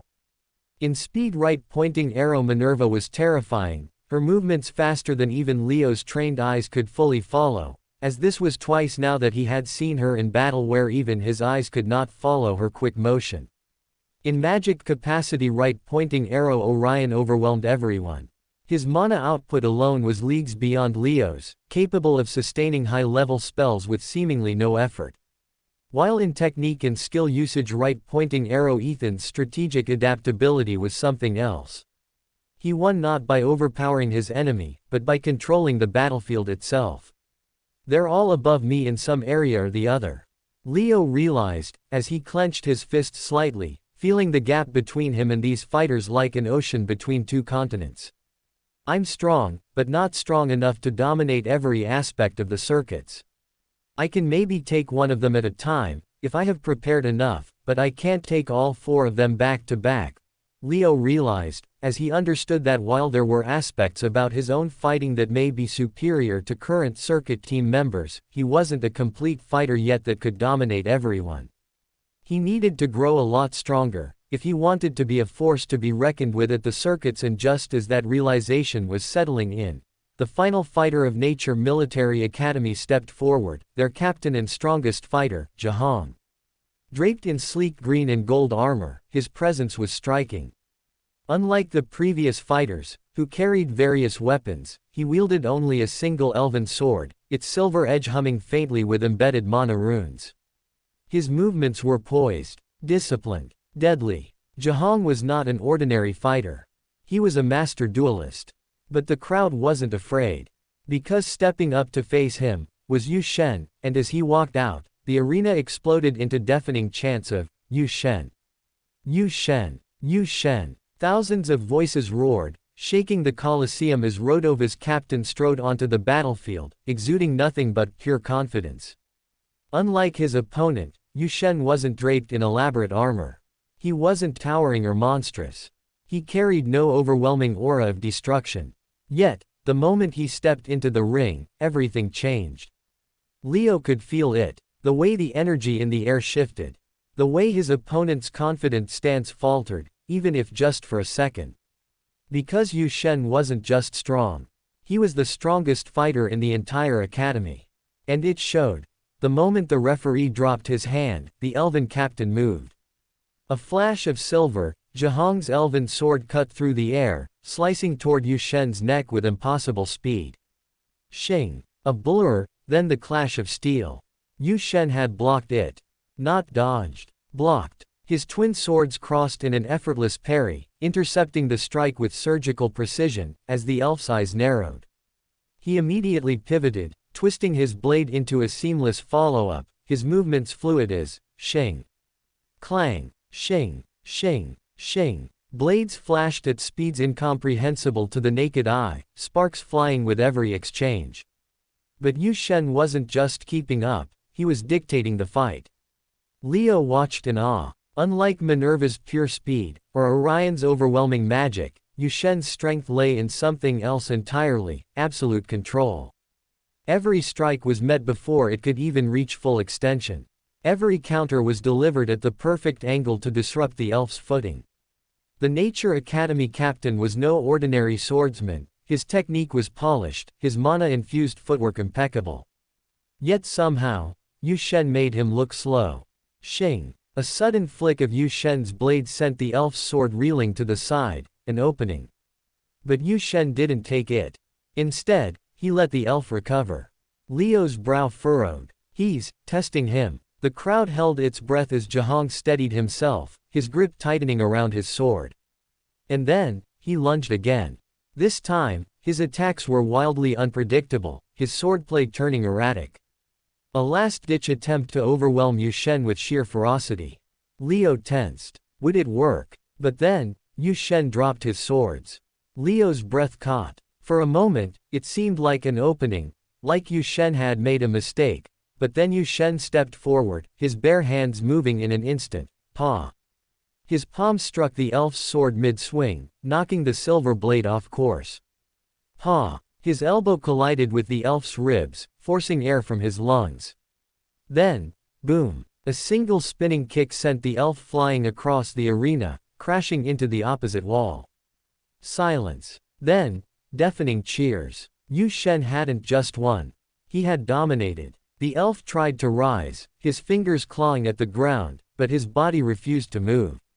It was over. Rodova had secured a clean sweep, 5-0. Sitting in the stands, Leo watched as Yu Shen picked up his swords again, completely unbothered, completely untouchable. And in that moment, Leo realized something. This isn't just about strength, speed, or magic. Yu Shen was none of those things in excess. He wasn't the strongest. He wasn't the fastest. He wasn't the most magically gifted. But, he was the most complete fighter. And that was the level Leo needed to reach. For the first time since entering Rodova, Leo finally understood what true dominance in the circuits looked like. As the final match concluded, the victorious Rodova military team reveled in their win, celebrating in front of the roaring home crowd. Meanwhile, the injured fighters from the Nature Military Academy were swiftly escorted off the field for medical treatment. Well, like him or not, you have to admit, Yu Shen is a damn monster in the ring, Su Yang muttered, stretching as he stood from his seat. Leo stood up as well, his expression unreadable. Yeah, well, I still plan on kicking his ass before he graduates, at least once. Su Yang scoffed, shaking his head. Good luck with that. They had just started making their way toward the exit when, unexpectedly, a familiar voice rang out from the arena floor. Skyshard. Yang. Come join the team in the dressing room, we have something to discuss, Yu Shen called out, his voice carrying effortlessly through the lingering buzz of the stadium. Leo froze mid-step. Did Yu Shen just call us over? His brow furrowed slightly as he turned, finding the circuit captain looking directly at him, waving them down with a casual yet expectant expression. Su Yang grinned, patting Leo's shoulder. When the devil summons, you go, he said, as letting out a slow sigh. Leo nodded, still somewhat puzzled by the sudden invitation. However, curious to find out why exactly they had been invited to a team-only meeting, Leo and Su Yang did respond to Yu Shen's call, following him into the changing rooms. Rodova Military Academy, Circuit team changing rooms. The atmosphere inside the circuit team changing room was absolutely electric following their dominant victory over the Nature Military Academy. Laughter, cheers, and the clinking of potion bottles filled the space as the team reveled in their near-perfect performance. At the center of it all, Major Hen stood with a proud smile, his arms crossed as he overlooked the team. Despite his satisfaction, his voice remained firm as he broke down each fight, highlighting the good, the bad, and the ugly from every round. The Nature Military Academy is ranked 16th in the Universal Circuit rankings, Hen began, his gaze sweeping over the fighters. They're no powerhouse, so this win was expected of you. The rowdy atmosphere settled slightly at his words, his tone serving as a reminder not to get too comfortable. That being said, coming out of this bout without a single team member sustaining major injuries is a damn good sign. It speaks volumes about how strong the Rodova Circuits team is this year. At that, the team erupted into cheers once more, clashing potion bottles together in celebration, spilling hydration drinks across the floor in their excitement. Seated off to the side, Leo and Su Yong remained quiet, watching the scene unfold. They had been invited to this meeting, yet so far, no one had acknowledged them directly. And though they felt out of place, something about the energy in the room, the camaraderie, the sense of belonging, struck a chord within them.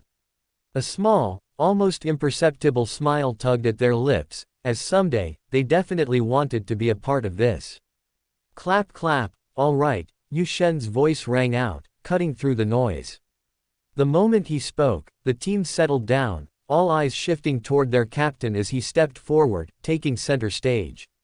Since Major Hen is done with his speech, let me take over. His tone was serious, more serious than usual. I have a very important announcement to make. Not just for the team, but for the two observers in the room as well. Leo and Su Yong exchanged a glance, as Yu Shen's gaze swept across the team before landing on them, his expression unreadable. Because what I'm about to say will determine everything. Whether we can achieve the goal I'm about to set, will decide whether we become Circuits champions this year or not. A heavy silence fell over the room. Everyone listened, and Leo sat up just a little straighter, knowing that whatever Yu Shen was about to say next was definitely important. Good strategy is crucial in the circuits. I think by now, all of us understand that. Yu Shen began, his voice carrying the weight of experience as the team members nodded in acknowledgement.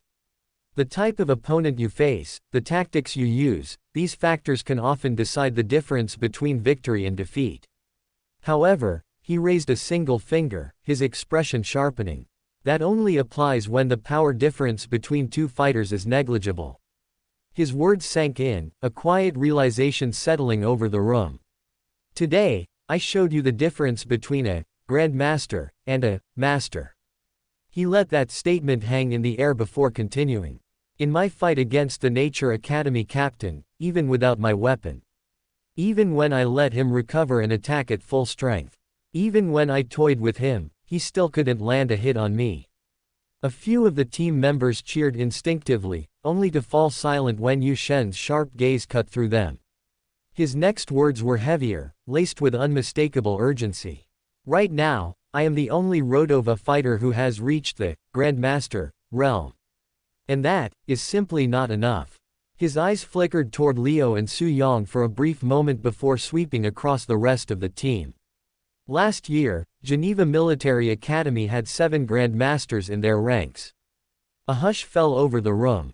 If my estimations are correct, they'll have at least 5 to 7 Grandmasters this year as well.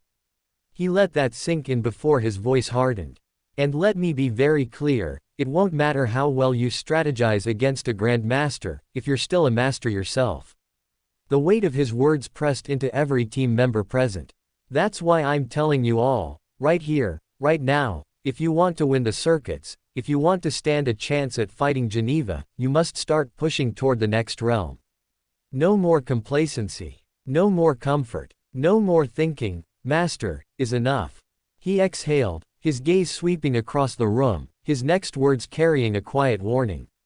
Today, you're celebrating. You're happy. But I promise you, if you don't push yourselves beyond this level, then when the circuits arrive, because at the circuits, it won't be Nature Academy getting their asses kicked.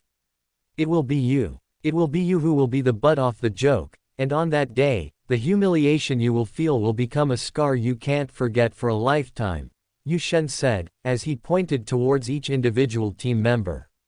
We are all seniors here except the 2 kids. And for us there is no redemption if we lose this year. For us there is no second chance. So if we get our ass kicked by some opponent, it's going to be a regret we might carry till our graves, Yu Shen said, as his voice softened and started to convey real pain. Year after year after year, Rodova Military Academy has dreamed of the day where we regain the top spot in the circuits and defeat Geneva. And year after year, our dreams and hopes get crushed. Well, I say no more. I say we defeat them this year, and to do that, I need all 10 members of this team to be fucking grandmasters, Yu Shen screamed as he seemed ready to pop a neck vein. Listen to me today, and listen well, Yu Shen's voice thundered through the room, raw authority laced in every word. I've lost my damn sanity for this year's circuits, and I will not tolerate defeat. His glare swept across the team, his presence like a storm ready to consume anyone not strong enough to weather it. It will either be you seniors who break into the Grandmaster realm and keep your place in this team. His hand shot out, fingers pointed like a blade toward Leo and Su Yang. Or these 2 monarch-level juniors will reach it first and replace you. A suffocating silence followed. Then, with a sharp exhale, Yu Shen turned his focus solely to Leo and Su Yang. You heard me. Want in. Then reach Grandmaster before selection season, do that, and I'll take you in. No trials. No questions. The challenge wasn't up for debate. It wasn't an offer. It was a declaration. Leo and Su Yang didn't respond, not because they doubted themselves, but because in that moment, the sheer weight of Yu Shen's words sank in like a call to war. From the sidelines, Major Hen watched with an approving smirk. Well played, boy, well played. The circuit captain knew exactly what he was doing. This wasn't just about pushing the seniors, it was a calculated move to pit them against the rising juniors in a race to the Grandmaster realm. A competition where everyone would come out stronger. Despite the whispers that Yu Shen wanted Leo and Su Yang off his team, Hen knew the truth. Yu Shen had been tracking their progress for weeks, keeping tabs on their improvements through their supervisors. And now, having seen enough, he had strategically brought them here today to set this challenge in motion. With a captain like him, maybe, just maybe, this is the year Rodova finally dethrones Geneva. Hen thought as his smirk widened. As for the first time in years, he believed it might actually be possible for Rodova to finally lift the Circuit's Cup. Rodova Military Academy, post Yu Shen's speech. After listening to Yu Shen's speech in the Rodova Circuit's changing room, Leo made a decision. He was going to reach the Grandmaster realm in the next 5 months. No matter how impossible it seemed. No matter how insane the task was. He was going to do it. But the moment he started researching what it would take, reality hit him like a freight train. The path to Grandmaster wasn't just difficult, it was brutal. A warrior had to refine their body to its absolute peak, pushing their muscles, endurance, and reflexes to the extreme. Their body's mana absorption capacity needed to be expanded beyond its natural limits, concentrated and tempered to withstand the strain of a Grandmaster breakthrough, and their mind had to be sharpened to a razor's edge, fortified against the mental stress of advancement. And as if that wasn't enough, the final requirement was the most daunting of all. To qualify for the breakthrough, a warrior had to push 5 legendary tier skills to perfection. The roadmap to skill mastery went like this. Basic, greater than intermediate, to advanced, to perfect. And after spending countless hours in the library, researching his current skill moves and what grade of mastery they were at, Leo was thrilled when he realized that several of his skills were already legendary, grade and at advanced skill mastery, just 1 step away from perfection. He found this out because the activation timings he required to conjure these skills were clearly noted within the library books as timings achieved when one was at the advanced mastery stage. However, while the list looked promising at first glance, there were some major issues with it, as his current skill set looked like Vanish Legendary Advanced, the Kill Strike Legendary Advanced, Mirror World Legendary Advanced, Shadow Bind Legendary Advanced, Blade Switch Semi-Divine Basic, Full Counter Semi-Divine Advanced, Absolute Vision Divine, Intermediate, Parallel Processing. Question mark question mark question mark question mark closing parenthesis. Opening parenthesis question mark question mark question mark question mark question mark closing parenthesis. Monarch's Indifference. Passive, Faster Regeneration. Passive, Dark Blade. Opening parenthesis question mark question mark question mark question mark question mark closing parenthesis. His foundational combat techniques were all legendary ranked, with the exception of Full Counter, which was semi-divine. And his mastery levels were consistent, advanced across the board, except for Absolute Vision, which was still at intermediate. However, as he stared at the list, something about it didn't sit right. At first, he couldn't quite place the issue. Then, as his mind replayed the battle against Kjall, and the realization struck like a blade to the chest. Most of his skills just weren't good enough to be kept around long term, as they weren't just unfinished, they were simply insufficient. Vanish had been rendered completely useless by skills like Full Vision, making it pointless to invest in any further, as any opponent he faced in the future who had even the most basic of perception skills, would always see through it with ease. Mirror World also shared the same flaws, and after it having been countered by Kjall instantly, Leo no longer felt keen on improving it anymore.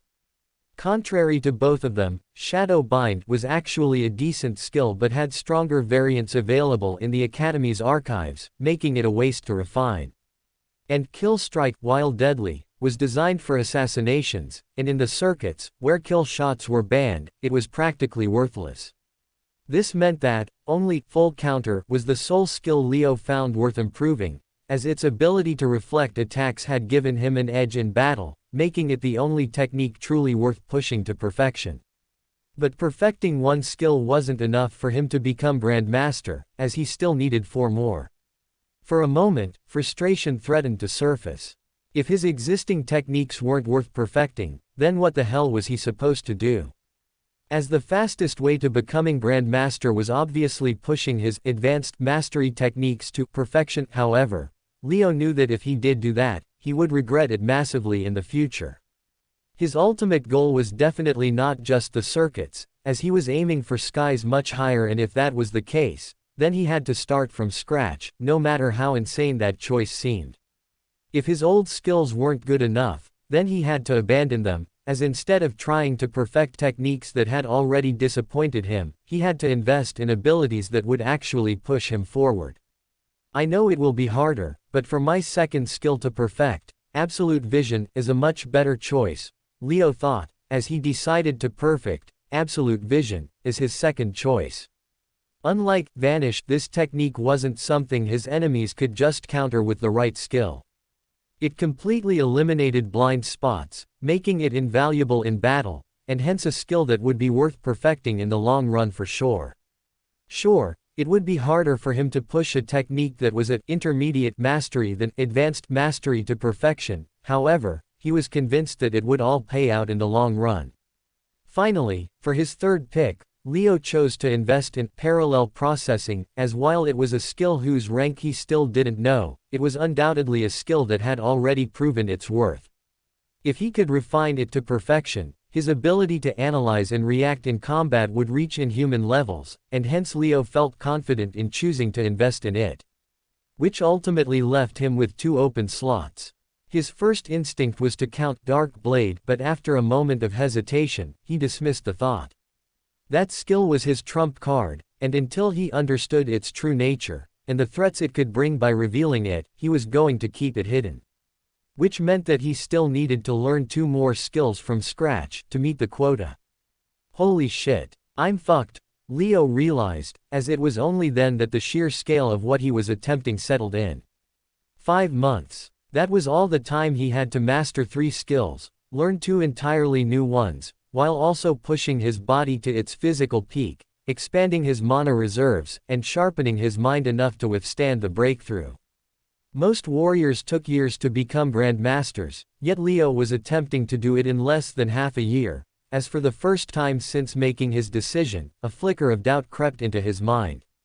The doubt wasn't about his ability to succeed, as he knew he would reach Grandmaster eventually.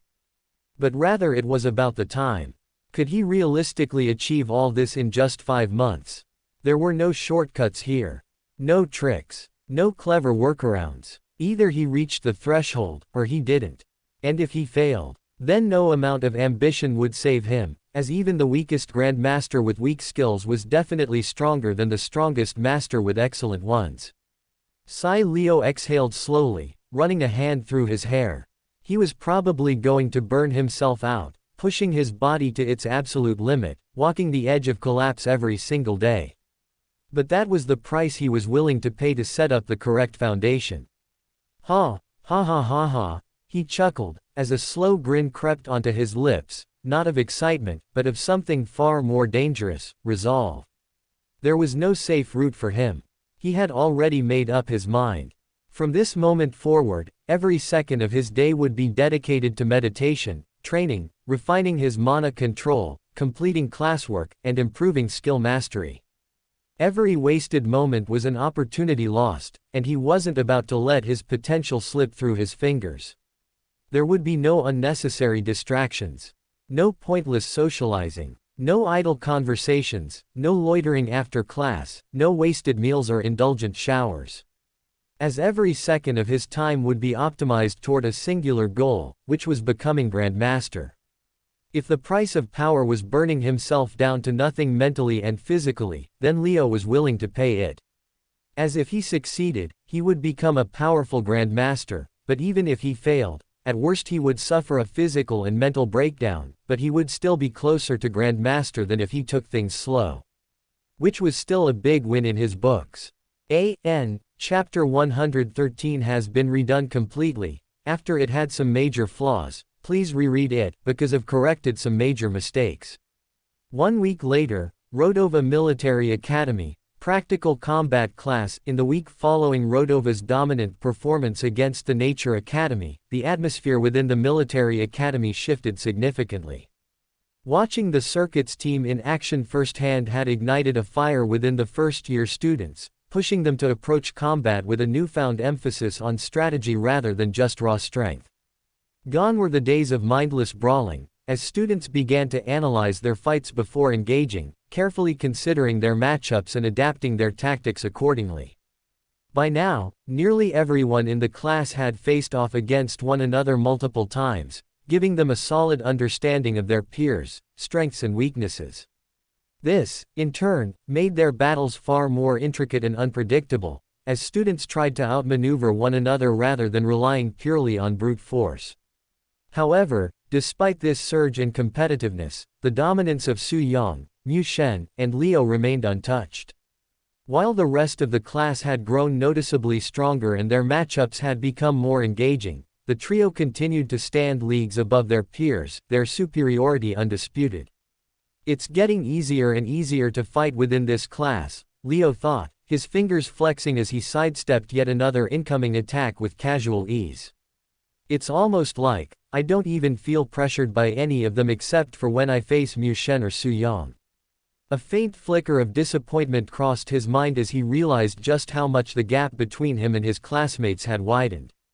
Ever since he had fully grasped the complete Marrow meditation manual and begun meditating 6 hours a day without interruption, his body had started undergoing drastic changes.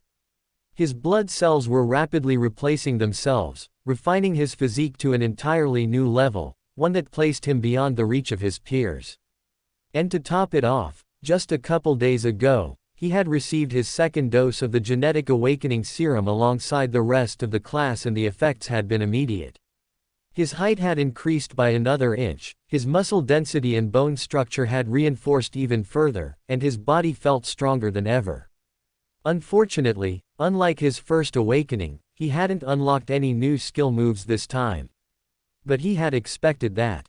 It was common knowledge that the second shot was not as effective as the first one when it came to unlocking the body's hidden genetic potential, and from the second shot onwards, one could only expect a skill unlock to happen once in a blue moon. But, although his abilities hadn't expanded, his raw stats had skyrocketed after the second shot. And with the increasing gap between him and the rest of the class, Leo couldn't help but wonder, would the practical combat class ever be a real challenge for him again? I wanted to go select a couple skill moves from the Academy archive to learn today, however, it's hard to make a choice without understanding what exactly it is that I lack the most. I know that I don't have any good defensive maneuvers on me, however, there are 1,000 different types of defensive maneuvers. The question is, which one do I need the most? Leo thought disappointedly, as he had hoped to find the answers to his questions after facing a few tough fights. However, the peers in his class were simply not strong enough for him to feel the heat. Excuse me, Major Hen, Leo called out, after knocking his opponent out by giving him a chop to the neck, as from the far corner, Hen raised his eyebrow at the unexpected call. What is it, Skyshard? He asked, as Leo shamelessly looked into his eyes, a serious expression on his face. Can you fight me next? I want to go a few rounds with you, if that's okay, Leo said, as shockingly, the entire class fell momentarily silent, listening to his words. The sound of metal clashing rolled to a pause, as for a moment, everyone awaited Hen's reply with bated breaths. Yo, did Skyshard really ask an instructor to be his sparring partner? Is he suicidal or what? Major Hen is a grandmaster. And a pretty strong one at that. Skyshard is going to get his ass kicked today. The students around Leo whispered, however, Leo was not affected by their chatter even slightly. Thankfully, due to Monarch's indifference, Leo was no longer affected by the opinion of the crowd around him.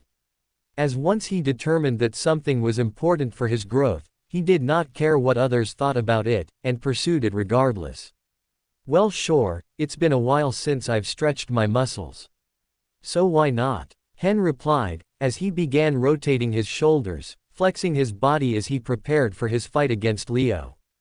Alright, Skyshard, let's see what you've got, Hen said as he took his starting spot within the sparring ring, planting his feet firmly on the ground. If you make me move a single step, backwards or forwards, it's your win, Hen said, as listening to that declaration, Leo felt a lot more confident about his odds to win. Taking a slow breath, Leo tried to think of the best strategy to attack his opponent, and after thinking about it for a while, he realized that if he did not attack Hen with a genuine intent to kill him, then he would most likely be swatted like a fly. Hence, deciding to go in for the kill from the start, Leo coiled his muscles and decided to charge at full speed, once the battle began. Begin, said the referee officiating the spar, as immediately, boom. Leo shot forward, wasting no time, as he closed in the gap between himself and Hen in an instant. Take this, he muttered, as he executed the kill strike, a textbook perfect, high-speed thrust aimed straight for Hen's ribs. But Hen didn't move, he simply shifted his weight slightly. And then, wham! Leo barely registered what had happened before an iron-like forearm slammed into his stomach. His vision blurred, his breath escaped him, his feet left the ground. And then, crash! Leo's body slammed against the floor, skidding back several meters. What just? Leo coughed, his arms trembling as he pushed himself back up. He had never felt such raw impact before. Hen's strike had been devastating, and yet, it was clear that he had held back enough to avoid breaking bones. Hen let out a short breath, shaking his head. Too direct, he said, voice calm but firm. That speed is good against fighters at your level, but not against me. Charging in recklessly only makes my job easier. Leo clenched his fists, absorbing the lesson as he staggered back to his feet. Again, Hen said, stepping back to allow Leo to reset. Leo narrowed his eyes. If charging in recklessly wouldn't work, then, this time, instead of rushing straight in, he circled Hen, analyzing his stance. He activated Vanish, flickering in and out of visibility, trying to confuse his opponent as he darted from angle to angle. And then, he struck from Hen's blind spot. Leo's blade swung down, fast, precise, perfect. But, wham! Leo felt his world spin as a heavy kick crashed against his side, sending him flying once again. This time, He managed to land on his feet. Barely, but the force still knocked him off balance. Better, Hen admitted, rolling his shoulders. But you're too predictable. Your ability to vanish is impressive, but it's meaningless if you still follow basic attack patterns. Try again. Leo's breathing was heavy now, but his mind was racing. Think. Analyze. Adapt. Hen was a wall. A moving fortress. His attacks weren't just strong, they were calculated. He wasn't just reacting to Leo's movements, he was dictating the pace of the fight. Leo had never fought someone like this before. But that didn't mean he couldn't learn. This was exactly the kind of pressure that he needed if he wanted to understand just where he was lacking as a warrior, and hence, even though he was being humiliated, Leo enjoyed every second of this lesson. Over the next 10 minutes, Leo was pushed back by Hen 7 times, as whenever he tried to charge, the Major simply dismantled his approach with frightening ease. It didn't matter how fast he was. It didn't matter how precise his movements were. Hen was simply on a different level. Leo had tried everything in his arsenal, each time adjusting, adapting, tweaking his approach. But it always ended the same way. The moment he stepped into Hen's range, he was either struck down with a devastating counter or deflected like a ragdoll, unable to land even a single clean hit. The 8th attempt. This time, Leo activated Mirror World, splitting into 2 perfect illusionary clones as he closed in from different angles, forcing Hen to divide his attention. With his real body concealed among the 3, Leo aimed to bait an opening, waiting for Hen to strike at the wrong clone before launching his actual attack. In what seemed like a solid plan in his head. But unfortunately for him, Hen did not fall for it. Instead, the Major exhaled slightly and moved with absolute precision. Wham! A single devastating palm strike shattered all 3 versions of Leo in an instant, revealing the real one in the process. And before Leo could react, boom! Hen's elbow slammed into his shoulder, sending him tumbling across the training ground once more, as Leo coughed, struggling to get up as he felt a deep ache radiating through his entire body. Crack crack. Hen cracked his knuckles, shaking his head. I thought you would have learned not to rely on this move too much after your fight with Kjol, he said, his tone carrying mild disappointment. Illusions of this level don't work on Grandmasters. You're using them like parlor tricks instead of real weapons. Leo wiped the blood from his lip, breathing heavily. Hen's eyes narrowed slightly as he continued. Be more creative, Skyshard. There's more than one way to use illusions that overwhelm the senses. Layer the illusions you have on you, and maybe you can achieve the desired effect, Hen advised, as a flicker of understanding clicked in Leo's mind. Hen wasn't rejecting the use of illusions. He was challenging him to use them differently. And come up with a new approach. The 9th attempt. On his 9th attempt, Leo took a deep breath, this time layering his deception into something far more complex. Rather than simply creating clones, he combined Vanish with Mirror World with Blade Switch. A multi-layered assault, which unfolded in layers. Flicker. Leo disappeared from sight, his presence vanishing completely. Simultaneously, 2 illusionary clones manifested in different directions, each mimicking his attack posture. And then, crack. Leo activated Blade Switch, instantly swapping places with one of his clones at the last possible moment, while also creating more clones using Mirror World that vanished in and out of perception to momentarily overload Hen's senses. As this time, even Hen hesitated for the briefest of seconds. It was the slightest falter, an instinctive response to a sensory overload, his perception momentarily swamped with conflicting signals.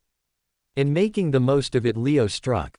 A well-aimed palm strike, infused with every ounce of his strength, slammed into Hen's ribs. Boom! It wasn't nearly enough to do damage. But Hen actually moved, his foot shifting half a step backward. As for the first time since the spar began, the entire class collectively held their breath. Well, Hen mused. That's more like it. He rolled his shoulders, his stance resetting. But you're still far from good enough. And with that, he vanished. Leo barely had time to react, before a crushing impact slammed into his chest, sending him rocketing backward once again. His body tumbled across the training ground before he finally managed to stop himself, gasping for air. His ribs ached, his vision spun. But this time, he smiled. Because for the first time in this fight, he had actually forced Hen to react. And that, in itself, was a minor victory. Again, Hen roared, as finally, he began to take this sparring session with Leo with slight seriousness, versus the complete nonchalance that he had before. 2 hours later, as the practical combat class ended, Leo had to be immediately rushed to the infirmary, as he had 7 ribs and 4 limb bones broken. For 2 hours, he weathered the beating at the hands of Major Hen, trying out all his skill moves in different combinations, until in the end, his body gave out because of the myriad different injuries that it sustained. "Fuck, it hurts," Leo cursed, as the healers worked on him to mend his bones. However, although his body hurt bad, his mind was in a state of joy. I was definitely right in my decision to not progress any of my existing core skills except full counter, as apart from it, the others are simply not functional enough, Leo thought, as after facing Hen, he no longer had any lingering doubts about the need to overhaul his skill set. However, the question remained on what exactly was it that he needed. I don't need a skill that can block all-out magical attacks. My natural speed is very high, and if there's a chance that I can dodge an incoming attack, it's always better to dodge than to block, Leo thought, as he grit his teeth in pain, while the nurse popped his broken bones back in place to mend them. This means, I don't need skills like Mana Wall, or Water Wall, or any types of defensive block walls, meant to stop attacks coming from one direction. What I need instead is a defensive skill that can help protect me from instantaneous damage from attacks I have no chance at dodging. Something that deploys faster than the time it takes me to dodge, and that can cover my full body, Leo realized, as he analyzed exactly what he needed for now. And for my second skill. What I need is an attack move that pairs well with Blade Switch and is not lethal like Kill Strike. Something that overwhelms the opponent from all sides at once, ripping apart their defenses through relentless pressure, Leo thought, as he started to visualize the move that he needed. I need something akin to 100 Sword Slash, or something similar, that can leave a 100 or more gashes on my opponent's body, instantaneously, Leo conclused, as after thinking about his current moveset a lot, he realized that his natural speed, coupled with Blade Switch already gave him all the mobility he needed, but what he lacked was pure attack and defense options. To solve this, he could now head to the Academy archives and select the best moves that fulfilled his set criteria, after which he could start working on mastering them, by including them in his daily training. So far, for the past week, he had been singularly focused on pushing Absolute Vision from Intermediate Mastery to Advanced Mastery grade. However, with him feeling like he was close to that goal, he decided to pick up more options today, so that the moment he hit that target, he could get started on mastering a new skill, without wasting any time. Rodova Military Academy, the level of skills a student could access depended entirely on their evaluated talent grade. This distinction was made not because the university held a bias against any of its students, but because it was simply impossible for Grandmaster-level talents to learn skill moves rated higher than Legendary, unless their sole purpose was to memorize the contents of the skill scrolls, and replicate them for sale on the open market. However, to discourage and prevent such practices, Grandmaster-level talents were restricted to selecting Legendary skills from the Academy's archives, while Transcendent-level talents could access semi-divine ranked skills at best. However, Leo had no such limitations. As a Monarch-level talent, he had unrestricted access to the Academy's entire skill archive, including the rare divine ranked skills, accessing whom was a rare opportunity that only a handful of students in Rodova's history had ever received. And although the number of divine ranked skills in the archive was limited, their monetary value was undoubtedly immeasurable. In the open market, acquiring a divine skill was next to impossible, even for those with billions of MP to spend, as the majority of the great clans monopolized these skills, preventing their leakage to the open markets and preserving them for their lineage alone. Only the universal government, and academies affiliated with the universal government were an exception to this norm, which was why Rodova was one of the rare universities where students could even access such skills without paying any additional costs.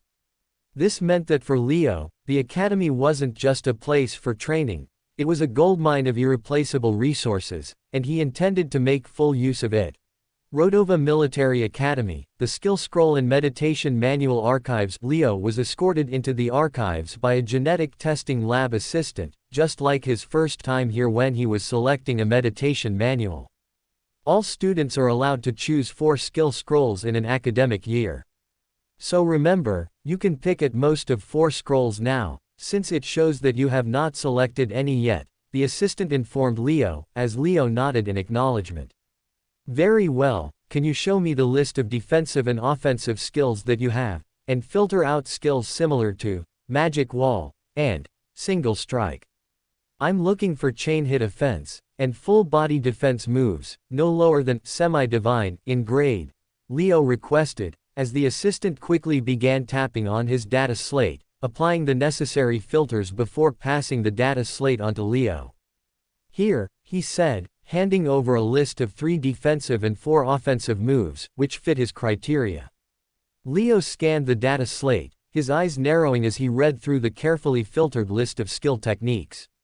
Each one fit his criteria, as it was either a full-body defensive move or a chain-hit offensive move, and all were of at least semi-divine grade. Defensive skills. 1.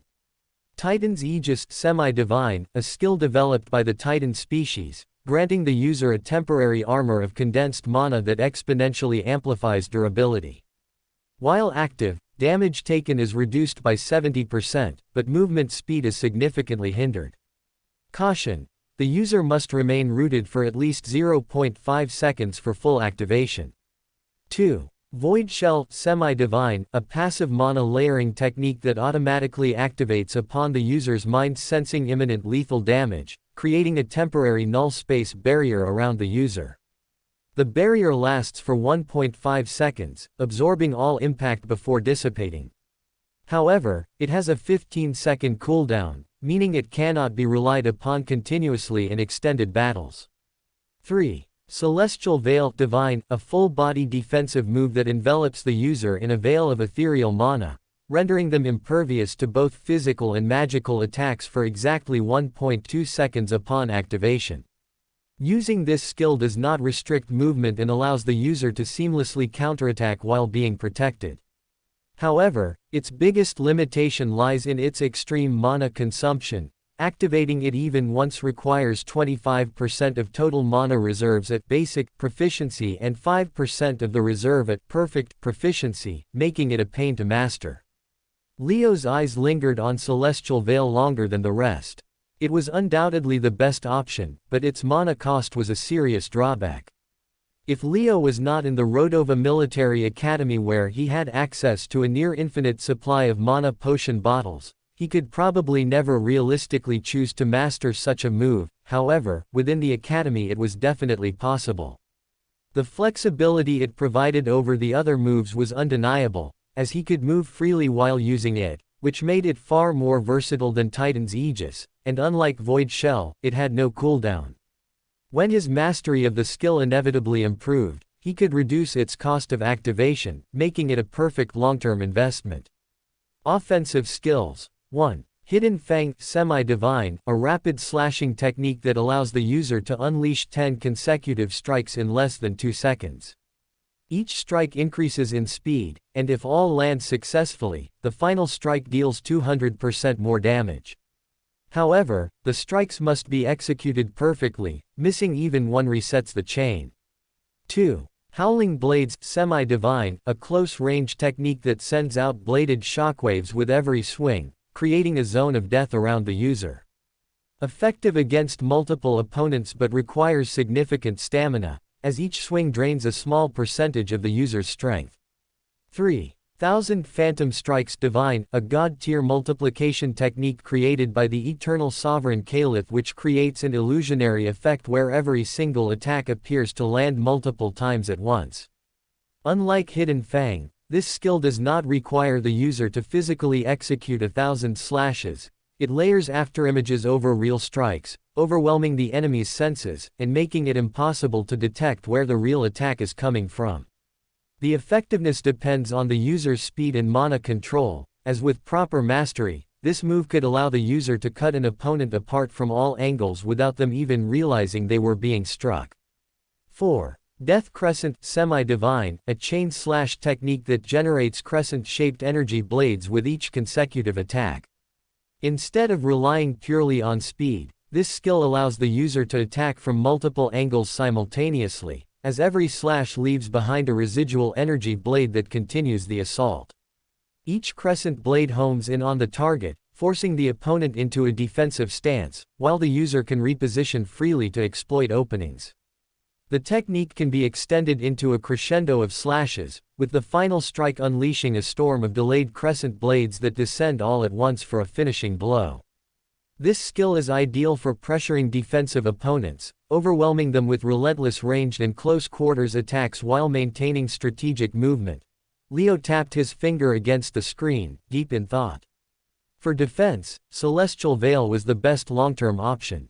The mana cost was steep, but with training, he could optimize mana efficiency to mitigate it. For offense, 1000 Phantom Strikes was in a league of its own. Unlike the others, it didn't just increase the number of attacks, it created sensory overload, a technique that he could already integrate into his fighting style.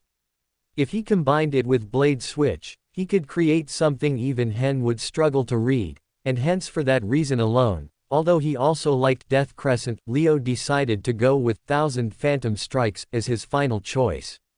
With his decision made, Leo turned to the assistant. "These two," he said, his voice firm as he presented his choices. The assistant raised an eyebrow, mildly surprised but saying nothing as he processed the selection. "You have exhausted 2 of the 4 skill moves you can learn this year," the assistant informed, as Leo nodded. "Both of them are divine rank, which means you'll be required to sign a formal soul-binding non-disclosure contract which prevents you from passing these skills down to your future disciples or colleagues, in case you ever decide to do so. Once that's done, you'll receive a memory crystal containing the skill techniques," the assistant informed, as Leo nodded yet again. He had no intention of passing these moves down to anyone, and hence he did not care about signing any contracts. Rodova Military Academy, Principal Ulrich's office. The atmosphere inside Principal Ulrich's office was thick with tension. Standing before him with their heads lowered were Professor Marvin and Major Hen, both receiving a well-earned scolding. Ulrich was far from pleased with how the two were structuring the training regimen for Leo Skyshard and Su Yong, and today, he was making his dissatisfaction crystal clear. "Skyshard had to seek you out, Hen, just to find a challenge and sparring." His voice was sharp, laced with irritation as he slammed a data slate onto his desk, shattering it into pieces.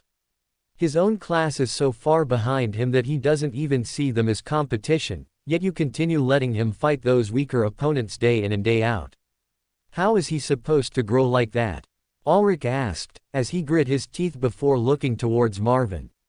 "And you, Marvin, explain to me why these boys haven't failed your training regimen once in the last 30 days. Ulrich asked, leaning forward, as he placed his fists onto the desk. "What happened to training till exhaustion? What happened to pushing them past their limits? Did you suddenly grow soft? Weak? Have you lost the stomach to push students anymore?" Both Marvin and Hen stood in silence, their heads lowered in shame. Ulrich rarely involved himself in the day-to-day affairs of students. But Leo Skyshard and Su Yong were different. He believed, no, he knew, that those two were Rodova's ticket to victory in the circuits, and that belief was what fueled his absolute insistence on their growth. And right now, he wasn't seeing the level of intensity they needed, which made him feel very frustrated about the current state of affairs. Skyshard just selected 2 divine ranked skills from the Academy archives. Skills that he will now have to learn and master from scratch before the circuits. Did none of you think to advise him against this? Ulrich asked, as the frustration in his voice grew sharper. Did none of you consider that learning new skills is not the fastest way to becoming a grandmaster? Exclamation mark quote. His fist slammed against the desk once more, veins visibly bulging at his temples. The difference in skills doesn't matter when you transcend to the next realm. Yet the two of you let him be led astray. Ulrich exhaled sharply, his voice lowering into a dangerous growl. What does he know? He's just a kid. You are supposed to be his mentors. His piercing gaze locked onto Hen, who finally responded, his voice firm but measured. With all due respect, Principal, I already made provisions for Skyshard to start sparring against ex-circuit champions and senior fighters, just like you had instructed me to. Hen began, but those matches were scheduled for next month, as according to our previous growth models, he was only supposed to outpace his class around that time. Hen explained, as Ulrich's expression darkened slightly. But Skyshard's growth rate has been absurd ever since he took that first awakening shot. And it's not my fault the Academy doesn't have suitable opponents lined up for him on short notice. Hen explained, as Ulrich let out a slow, deep breath, as if restraining himself from flipping the entire desk over. Then, his eyes narrowed, and his voice dropped into something dangerously quiet. The Academy couldn't find anyone suitable. He repeated the words slowly, letting them sink in. Then, with a sudden explosion of frustration, he threw up his hands. Wow, Hen, what an excuse. Truly. Do you expect me to believe that you, Major Hen, the so-called, three-headed serpent killer, don't have a single personal connection you can call on to spar with the kid? Ulrich's piercing glare locked onto Hen's. Do you really expect me to believe that? Silence. Hen had no answer. And Ulrich did not need one as his voice hardened into pure command. It's called taking initiative, Hen. It's called going above and beyond as an educator. He leaned forward, his presence suffocating. And you are supposed to do it. Ulrich flipped out, as he made his point absolutely clear to both Hen and Marvin. From tomorrow onwards, I want you, Marvin, to train those two boys till they drop dead. And you, Hen, to arrange proper circuit-level competition for them, on a daily basis. We must mold them from now, because if we don't, we might not just fail to take the top spot this year, we might also lose second place. Ulrich said, as he tossed a fresh data slate towards Marvin. As Marvin and Hen leaned in, their eyes scanning the data slate that Ulrich had just tossed their way, their expressions immediately darkened. The more they read, the heavier the weight in the room became, as for a moment, the two could not believe their eyes. But this makes no sense, they were ranked 5th last year. How did they suddenly get so good? Marvin mused in disbelief, while Hen clutched at his gray hair, tugging at them in pure shock. Sky News report, shock 5-4 close finish stuns the universe. Geneva barely edges out Clarence Academy in a thriller at home. Captain Ramos had to step in personally to ensure the win. Ninetail News, a shocker at Geneva home ground. Team barely edges out rank 5 Clarence Military Academy, after the appearance of shock 3 Grandmasters in the opponent's squad. Talks of a Horizon Merchant Group sponsorship for Clarence underway, all things circuits. Shocking news from today's circuit matchup between Clarence Military Academy and Geneva Military Academy, where the champions were stunned by an early 3-0 lead by Clarence. Captain Ramos had to personally clean up in a close 4-5 win. Can Clarence replace Rodova as the number 2 academy this year? Can Clarence clinch the top in the underdog story of the century? As Marvin and Hen looked at these reports, they could momentarily not believe what they were seeing. Geneva wiped the floor with Rodova last year in the circuit finals, winning convincingly 5-1. Yet they had such a close encounter with Clarence this year, which spoke volumes about how strong the Clarence Military Academy team really was this year. And they fucking signed with Horizon. It's official. The papers don't have it yet, but I know. For the first time in 22 years, Horizon Merchant Group has decided to not sponsor the Rodova Military Academy circuits team and go for Clarence Military Academy instead. Apparently they believe it's better for their image to go with Clarence, who will put up a better fight, rather than Rodova, who they don't believe will make it to the finals, Ulrich said, as he seemed to be a broken man when he spoke those words. Horizon was one of the biggest sponsors in the circuits world, and in the past their support for Rodova was always guaranteed. However, it seemed like after 22 years of waiting for Rodova to retake the top spot and getting no results, they had decided to sponsor Clarence now, who they saw as having better odds of winning it all, or at least becoming the new number 2. The stakes this time are as high as they get. We were not affected much when we dropped from rank 1 to 2, because the benefits that both receive are almost similar. However, if we fall to 3 and lose access to the supply of complete genetic awakening serum, we will stop attracting the best talents and it will all go downhill from then. And that's why, we must not fuck up this year. And that's why, we must win the circuits this year, Ulrich said, as both Marvin and Hen finally understood what was at stake now. On a distant frozen wasteland, the evil cult, in the distant corners of the universe, existed a land forsaken by time and abandoned by life itself, called Frostburn. Long ago, Frostburn used to be a vibrant life hub, with all sorts of lifeforms roaming its surface. However, with time as it drifted away from its host star, it started to get cooler and cooler, until it became inhospitable. Frostburn was no mere planet. It was a frozen tomb, a realm of eternal ice where warmth had long been exiled. It lay beyond the rainbow stream of ambient mana, a desolate world unmonitored by governments, untouched by explorers, and unnoticed by the universe itself. For 364 days a year, Frostburn remained an unbroken void of silence. No bird soared through its starless sky. No beast stirred beneath its endless sheets of ice, and no wanderer dared to step foot upon its unforgiving tundra. For the unprepared, Frostburn was not just inhospitable, it was a death sentence. The blizzards here did not simply cut, they devoured. The winds did not chill, they killed, as with daytime temperatures reaching barely -70 degrees Celsius, Frostburn was so cold that even a Grand Master, a warrior of near inhuman endurance, would last no more than 2 hours before the cold infiltrated their veins, freezing their very blood solid. Only those who had transcended the mortal plane, those who had reached the realm of the transcendent, could walk this frozen wasteland and emerge unscathed. And today, 12 such beings had gathered here, as was the tradition on every 5th of July. Deep beneath the planet's frozen crust, buried within a labyrinth of ice-forged tunnels, lay the resistance chamber, a place that existed beyond history, beyond records, beyond time itself. This was the sacred meeting ground of the evil cult's highest council, where the 12 elders convened for their single, annual gathering. Every year, on the 5th of July, they would assemble here, hidden from the eyes of the universe, veiled in absolute secrecy. Only those ranked, general, or higher within the evil cult even knew of this place's existence. And even among them, only the elders knew the exact location and the precise day it convened, as without that knowledge, reaching the resistance chamber was simply impossible, as no chance wanderer, no misplaced traveler, no fool with ambition could otherwise stumble upon it. And as for the actual gathering chamber itself, it was a relic of an age-long past.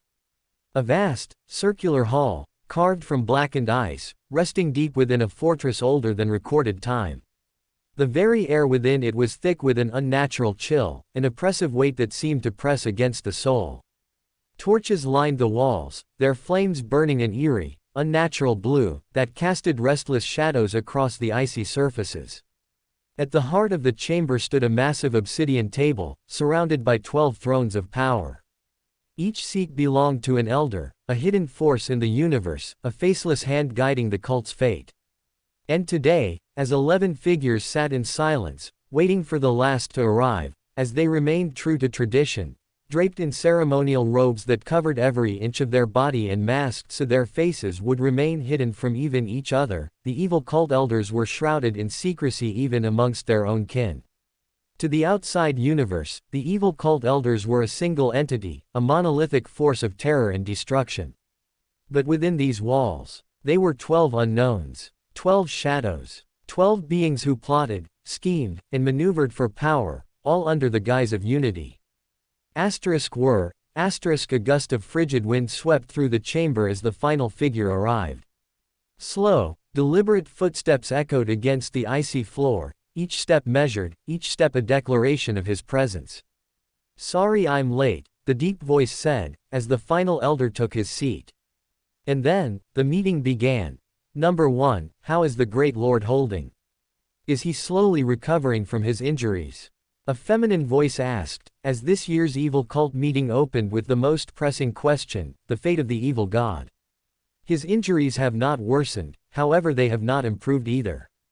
The wounds that the bastards from the Righteous Alliance have inflicted on the Lord using the timeless assassin's blade are impossible to heal. However, the Lord holds strong with his spirit, and shows no signs of weakening or dying just yet, the first elder replied, as a sigh of relief ran across the room. The health of the evil god was paramount to the future of the cult as a whole, as without his presence to deter the Righteous Alliance, it was impossible for the evil cult to survive in hiding for even a couple years. Praise the Great Lord. Without him we would be lost, the same feminine voice said, as, praise the Great Lord, the whole room echoed. For a moment, there was absolute silence in the chamber after the first question, but it was soon broken by the seventh elder, who brought up the second most pressing topic. What happened to the third Shadow Core? Did they manage to successfully retrieve the Shadow's Embrace skill scroll from the Black Serpents? Or did they fall as well? The seventh elder asked, as all eyes turned to the third elder, who hung his head in shame. The third core failed miserably in their attempt to retrieve Shadow's Embrace. The Black Serpent's headquarters is an impenetrable fortress, and stealing from them is simply impossible. My brave men knew this before they attempted this mission, however, they still wanted to know just how far they could go before they were stopped, so that the next core to attempt the heist could start from where they failed. However, they never even managed to breach the main gate. Their heist was a total failure, and we lost 1 Transcendent General and 13 Grand Master Majors over nothing. The third elder replied, his voice dripping with pain and anger, as a heavy silence settled over the room. It was yet another year. And yet another failure to retrieve Shadow's Embrace, as without that skill move, it was simply impossible for the Alliance to convert their dragon candidates into the next timeless assassin. The chamber remained silent for a moment, the weight of the third Shadow Corp's failure lingering in the air. Then, a new voice cut through the stillness. Well, that was disappointing, the eighth elder remarked, her tone casual yet laced with something sharper beneath. But let's not dwell on failures. We have more pressing matters to discuss. A few heads turned in her direction, sensing where the conversation was about to lead. Tell me, she continued, her fingers tapping lightly against the table. Are we proceeding with the kidnapping this year? Or are we delaying the plan yet again? The question sent a ripple of interest through the chamber. Some leaned in slightly, others remained motionless, but all eyes were now focused on the first elder, awaiting his response. Kidnapping the son of the Black Serpent's guild master is not the solution to our problems, the first elder stated firmly, as if he were fed up with this question being asked to him year after year. The universal government will never allow the Black Serpents to exchange the Shadow's Embrace skill scroll for a hostage, no matter who it is. That much is certain. His words sent a ripple of murmurs across the table, but he continued before anyone could object. Even if we manage to successfully take the boy, they won't negotiate. They won't hesitate. They will declare war. They will either launch an all-out assault to retrieve him or, if that proves impossible, they'll cut their losses and let him die before they ever consider handing over the scroll. He leaned back slightly, his gaze sweeping over the masked figures before him. No matter how you look at it, this plan is doomed to fail. His statement hung heavy in the air, but despite his conviction, frustration crackled beneath the surface of the room. Murmurs of disagreement stirred among the gathered elders, whispers of defiance slipping through the silence. It's not the best plan, I agree, but what other choice do we have? We can't retrieve it with a heist. Hell, we can't even slip through the first gate. So what other options do we have, First Elder? The ninth elder argued, his frustration evident in his tone. It's a known fact that the Black Serpent's guild master is a glazer for his son. He has but a single child from his late wife, and he spoils him rotten. If it's for that child, there's a good chance he'd betray even the Black Serpent's guild and the universal government to save his life, the 11th elder added, his words drawing murmurs of agreement from several others. For a brief moment, the chamber erupted into a chaotic free-for-all, voices overlapping in heated debate as small factions formed, each arguing their stance. But then, silence. A single word, thunderous and absolute, echoed through the chamber as the first elder slammed his fist against the obsidian table. The noise died instantly. All discussion stopped now. His tone was sharp, his patience visibly thin. The 12th elder has devised a plan to retrieve the scroll, which he will present before the chamber today. Should the chamber find his plan insufficient, we will put the kidnapping proposal to a vote, and the majority decision will be final. The first elder said, as order was restored within the chamber, with all eyes turning towards the 12th and youngest elder. The plan that I have devised will take at least a couple more years to come to fruition, if it comes to fruition at all, the 12th elder began, his voice deep and commanding as he spoke with a practiced calm. I am grooming a boy, a potential dragon candidate, to infiltrate the Black Serpents. He is a genuine menace, who is very loyal to the cause, but with his memories wiped out, he manages to fly under the Righteous Alliance's radar. As things stand, there's at least a 60% chance that he gets recruited into the Black Serpents Guild, but whether or not he's able to steal the scroll from there on out is anyone's guess, the 12th elder said, as he took a long pause. It's a long shot, we could waste 2 years achieving nothing, and it may still end in failure. However, only one life will be put at risk in this plan, and that will be the boy's alone, the one daring to attempt the impossible. The 12th elder said, as he pitched the idea exactly as it was, which did not convince the chamber at all. No disrespect, 12th elder, but that plan sounds more like a prayer rather than an actual plan.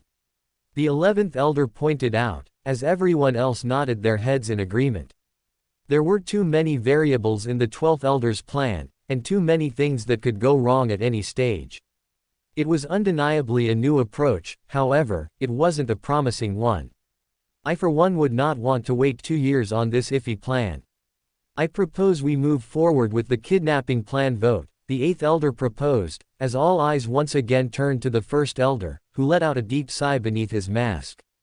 Very well, since it seems the chamber is not satisfied with the 12th elder's plan, we will now hear the second elder's kidnapping plan, and then vote on whether or not we should go ahead with it, the first elder said reluctantly, as the second elder excitedly stood up from his seat, as if waiting for this exact moment from the start of the meeting.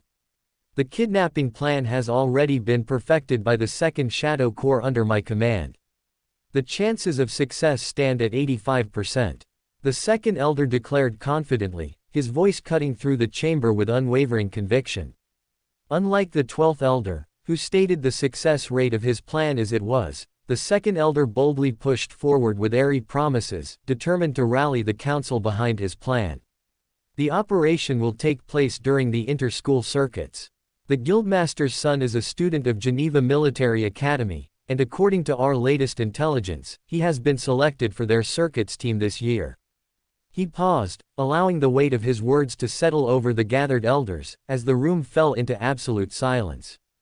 As you all recall, 5 years ago, we approved a long-term infiltration plan to embed our agents within the circuit's security, not for this kidnapping, but for an entirely different purpose. Back then, we sought to orchestrate a mass murder incident, a bloodbath that would shake the foundations of the so-called righteous world. However, that is no longer necessary. The second elder's lips curled into a knowing smirk beneath his mask, his voice laced with excitement.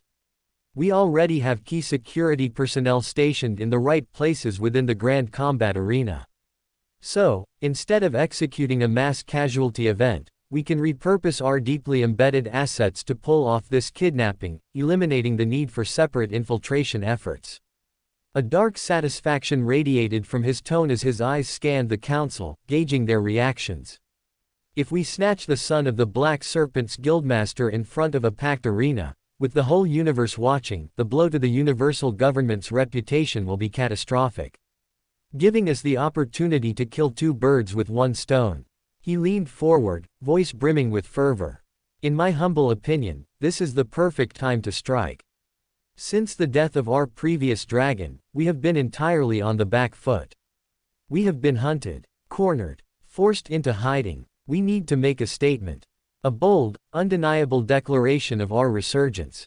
He declared, as ripple of agreement spread through the room, murmurs of approval rising among the masked elders. For the first time in years, the evil cult had a chance, not just to strike back, but to humiliate their enemies on a universal stage, and the chamber seemed keen to take it. Once the second elder concluded his speech and sat back down, discussions broke out amongst all the elders present once again, as they debated the merits and demerits of his plan. Low voices filled the chamber, whispers of agreement mixing with murmurs of concern. Some elders nodded in approval, while others leaned back in contemplation, weighing the potential gain against the inevitable consequences. Then, one voice rose above the rest. Tap, tap, tap. The fourth elder's gloved fingers drummed against the obsidian table as he leaned forward slightly. "This is a mistake," he said at last, his voice calm, yet carrying the weight of firm conviction, as all eyes turned to him. "The kidnapping plan is bold, but it is a risk we cannot afford to take, not yet." He exhaled slowly, his breath misting in the icy air. "The Righteous Alliance is already watching us closely. If we pull off an operation of this scale, the backlash will be immediate and devastating." His gaze swept over the chamber, lingering on the masked figures of his fellow elders. "They will not let this slide. They will hunt us down, break apart our networks, and purge us from every shadow we've hidden in. Even if we succeed in taking the boy, what then?" He gestured toward the first elder. "The first elder has already warned us, the universal government will never allow the black serpents to make the exchange. If they will not negotiate, then what is the purpose of this mission?" A few murmurs of agreement rippled through the chamber. "It is a good plan, but we are simply not strong enough to handle the backlash from it. This is not the time to take such risks, we need to consolidate our positions more before taking such drastic steps." The fourth elder sat back, his piece spoken. For a moment, the chamber was still. Then, bang! The ninth elder slammed his fist onto the table, his voice laced with frustration. "We will never be strong enough," he snapped, his words reverberating through the frozen chamber. Several elders turned toward him as he straightened his posture, his tone sharpening with intensity. "In life, some things are best left to chance. If we wait for the perfect moment, we will be waiting forever." He leaned forward, his masked face tilting slightly as he directed his argument toward the fourth elder. "You say the backlash will be strong. Good. Then we should start preparing for it now. Instead of retreating and canceling this plan like cowards, we should begin fortifying our strongholds, securing new bases, expanding our influence, and preparing for war. Because one day, war will come to us anyway, whether we start it or not." A heavy silence followed. Some elders shifted uncomfortably, while others nodded, considering his words. The ninth elder continued. "Our previous dragon is dead. Our movements have been stagnant. The Righteous Alliance has been pushing us further into hiding, forcing us to retreat again and again. If we do nothing, if we remain passive, we will eventually wither away into irrelevance. But this," he gestured toward the second elder. "This is a statement. A message to the universe that we are not dead, that we are not afraid to take bold steps forward." His gaze hardened. "If we are to fall, then let us fall while roaring, not while crawling into the dirt." A murmur of approval followed his speech. The tension thickened as both arguments weighed heavy in the minds of the elders. Then, clap, clap. The first elder clapped his palms, gathering everyone's attention. "Enough." His voice was calm, yet it held the finality of command. "We will settle this the way we always have, by putting it to a vote," he declared, as the air grew thick with anticipation. 12 elders sit at this table," the first elder continued. "A simple majority will decide. Those in favor of proceeding with the second elder's plan, raise your hands." A beat of silence, then, slowly, hands rose. The second elder, the ninth elder, the eighth, the 10th, the 6th, and finally, the 11th. 6 hands. Then, after a long pause, the 7th elder slowly lifted his hand, tipping the balance. 7 votes in favor. The first elder exhaled quietly. Those against. The fourth elder was the first to raise his hand. Followed by the third, the 5th, the 12th, And, after a moment of hesitation, the first elder himself for 5 votes against the proposal. 7 to 5, the decision has been made. The first elder's voice carried no emotion. The kidnapping will proceed as the second elder suggested, he concluded, as the elders in favor began banging their fists against the table in elation. A couple hours later, after the conclusion of this year's meeting, the echoes of the chamber still lingered in his mind as the 12th elder ascended the winding path through the ice-forged labyrinth with a heavy heart. The decision had been made. The kidnapping would proceed as planned. But even as he moved away from the meeting, his thoughts drifted elsewhere, to what was not discussed. No one spoke of the next dragon. Not once. Not a single voice in that chamber had mentioned raising a new heir to the legacy they had long sworn to protect. Not one elder had brought up potential candidates. Hell, no one had even entertained the possibility of someone new taking the mantle. And that was the true tragedy. They had given up. They had all given up. Noah, the 12th elder, exhaled slowly, his breath turning to frost in the frigid air. Your death has left a heavier scar on this organization than you could have ever imagined. The evil cult had suffered countless setbacks over the centuries. They had lost battles before. They had lost men before. But never had they lost belief. Yet when Noah fell, belief died with him. The strongest dragon they had nurtured in over 200 years, a true genius warrior that was just one step away from reaching monarch level strength at the young age of 39. However, the guild master of the Black Serpents killed him before he reached that dream, and with his death, the belief of the evil cult also shattered. The same elders who once spoke of destiny and fate while Noah was still alive, now only whispered of survival and desperation. The grand vision of raising the next timeless assassin was no longer their priority. It was a lost dream, as instead of creating their own fate, they were now planning to lash out at those who had crushed them. And the 12th elder hated it. He hated that this was what they had become. He hated that they had forsaken the vision that once united them. And most of all, he hated that he was starting to see the reason behind their desperation. Sigh, asterisk, the 12th elder let out a deep sigh, as he approached the exit of the ice labyrinth, behind which was the white abyss of Frostburn's surface. A blizzard howled beyond it, carrying with it the whispers of a dying cult, as upon approaching the exit, the 12th elder could not help but pause at the threshold. Would things really be this bad, if only Noah was still alive?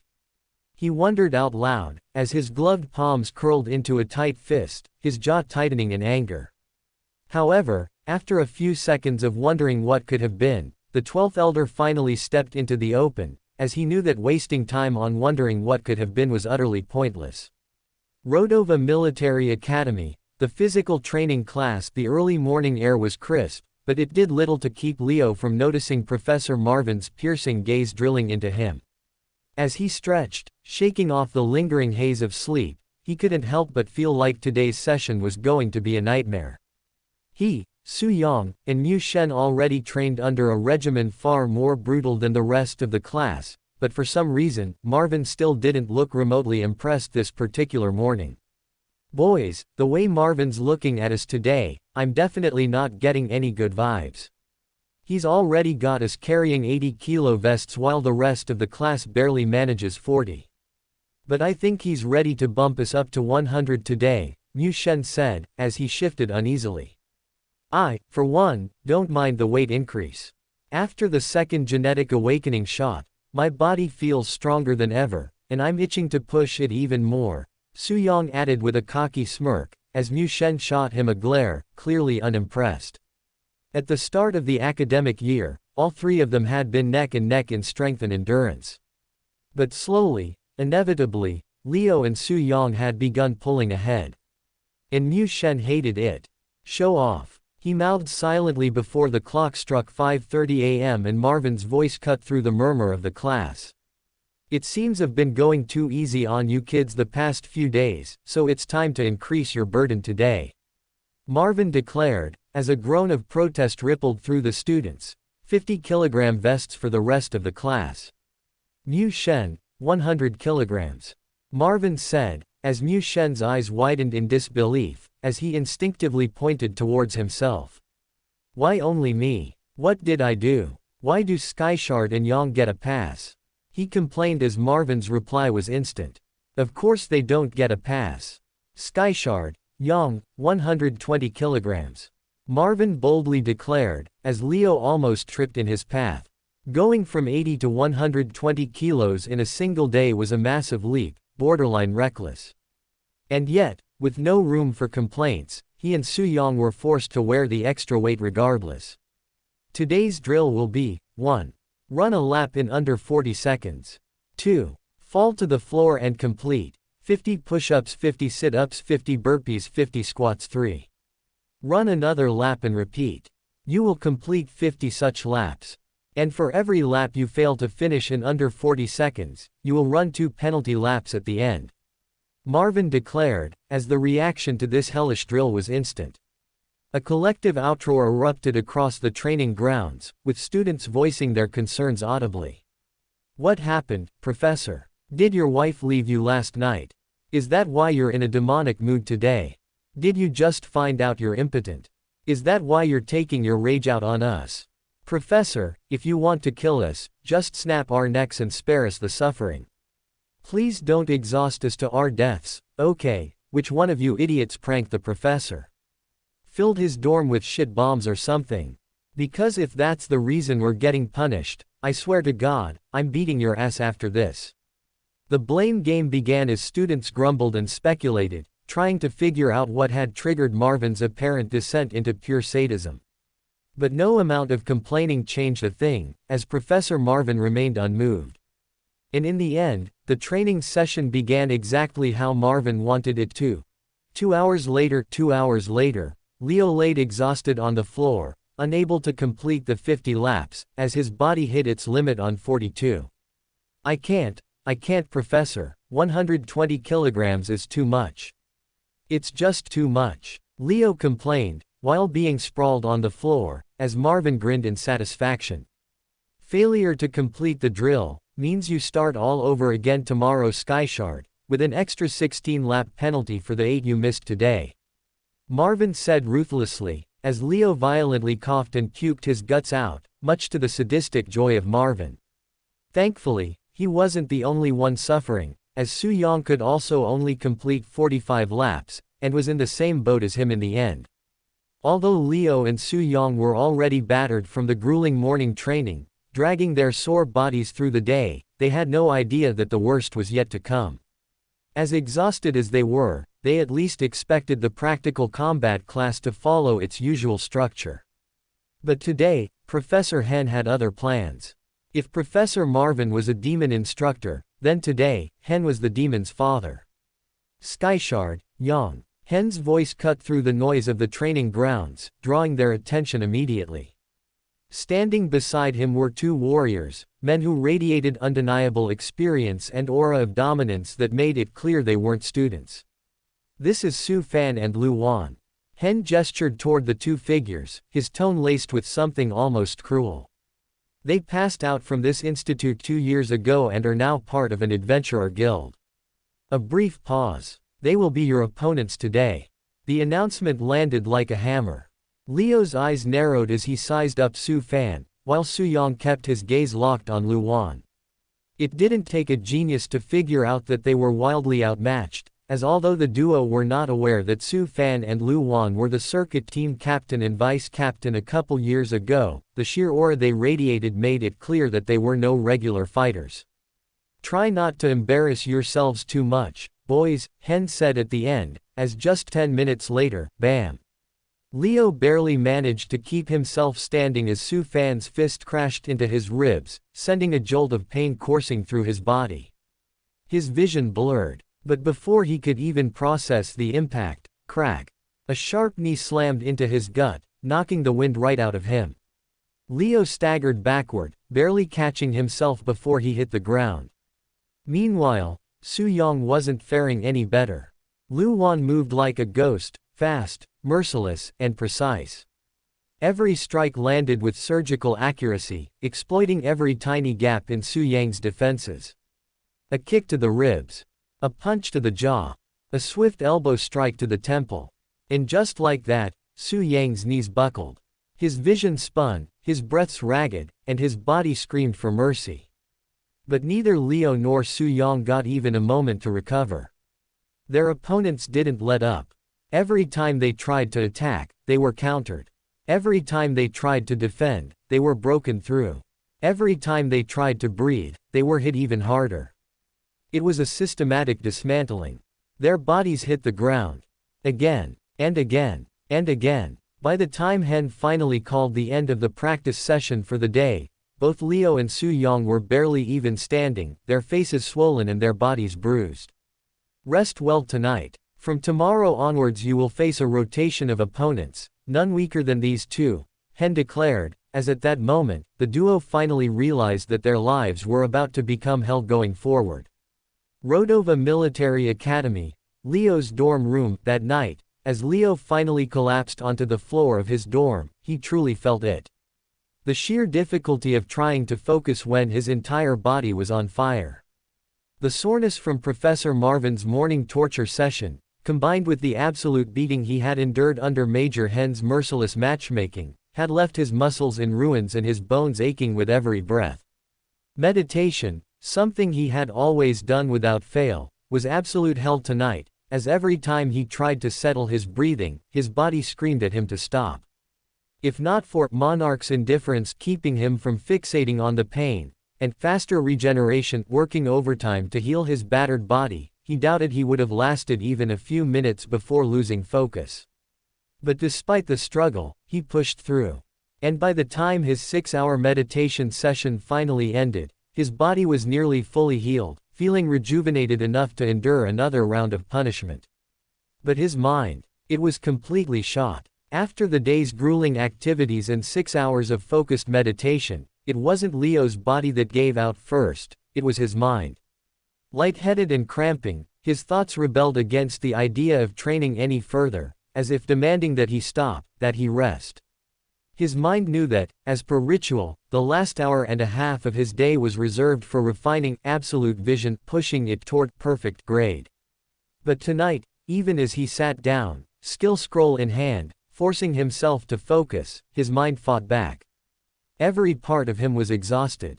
His thoughts moved sluggishly, his mana control was erratic, and his ability to process information felt like it had been buried beneath layers of fog.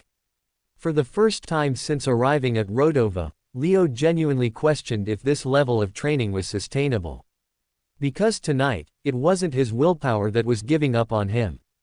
It was his body. Am I really supposed to go through this hell every single day? The thought crept in before he could stop it.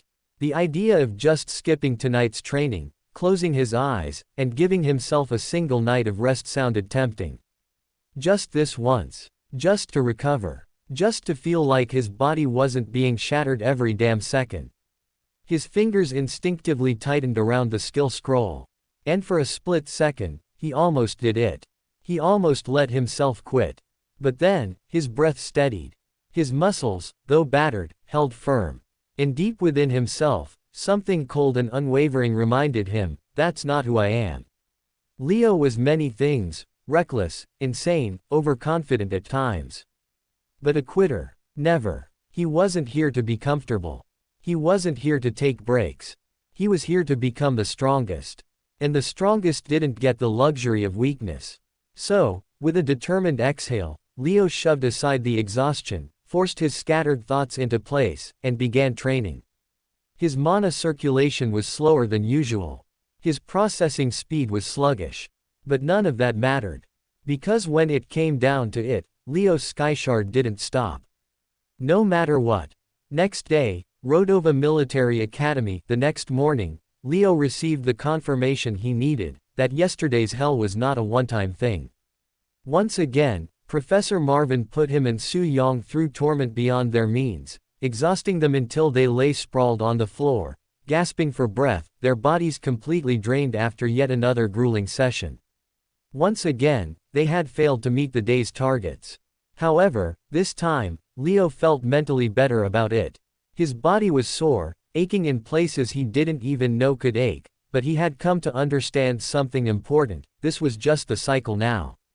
He knew that after a little time spent standing still, letting faster regeneration work its magic, he would heal enough to endure tomorrow's abuse.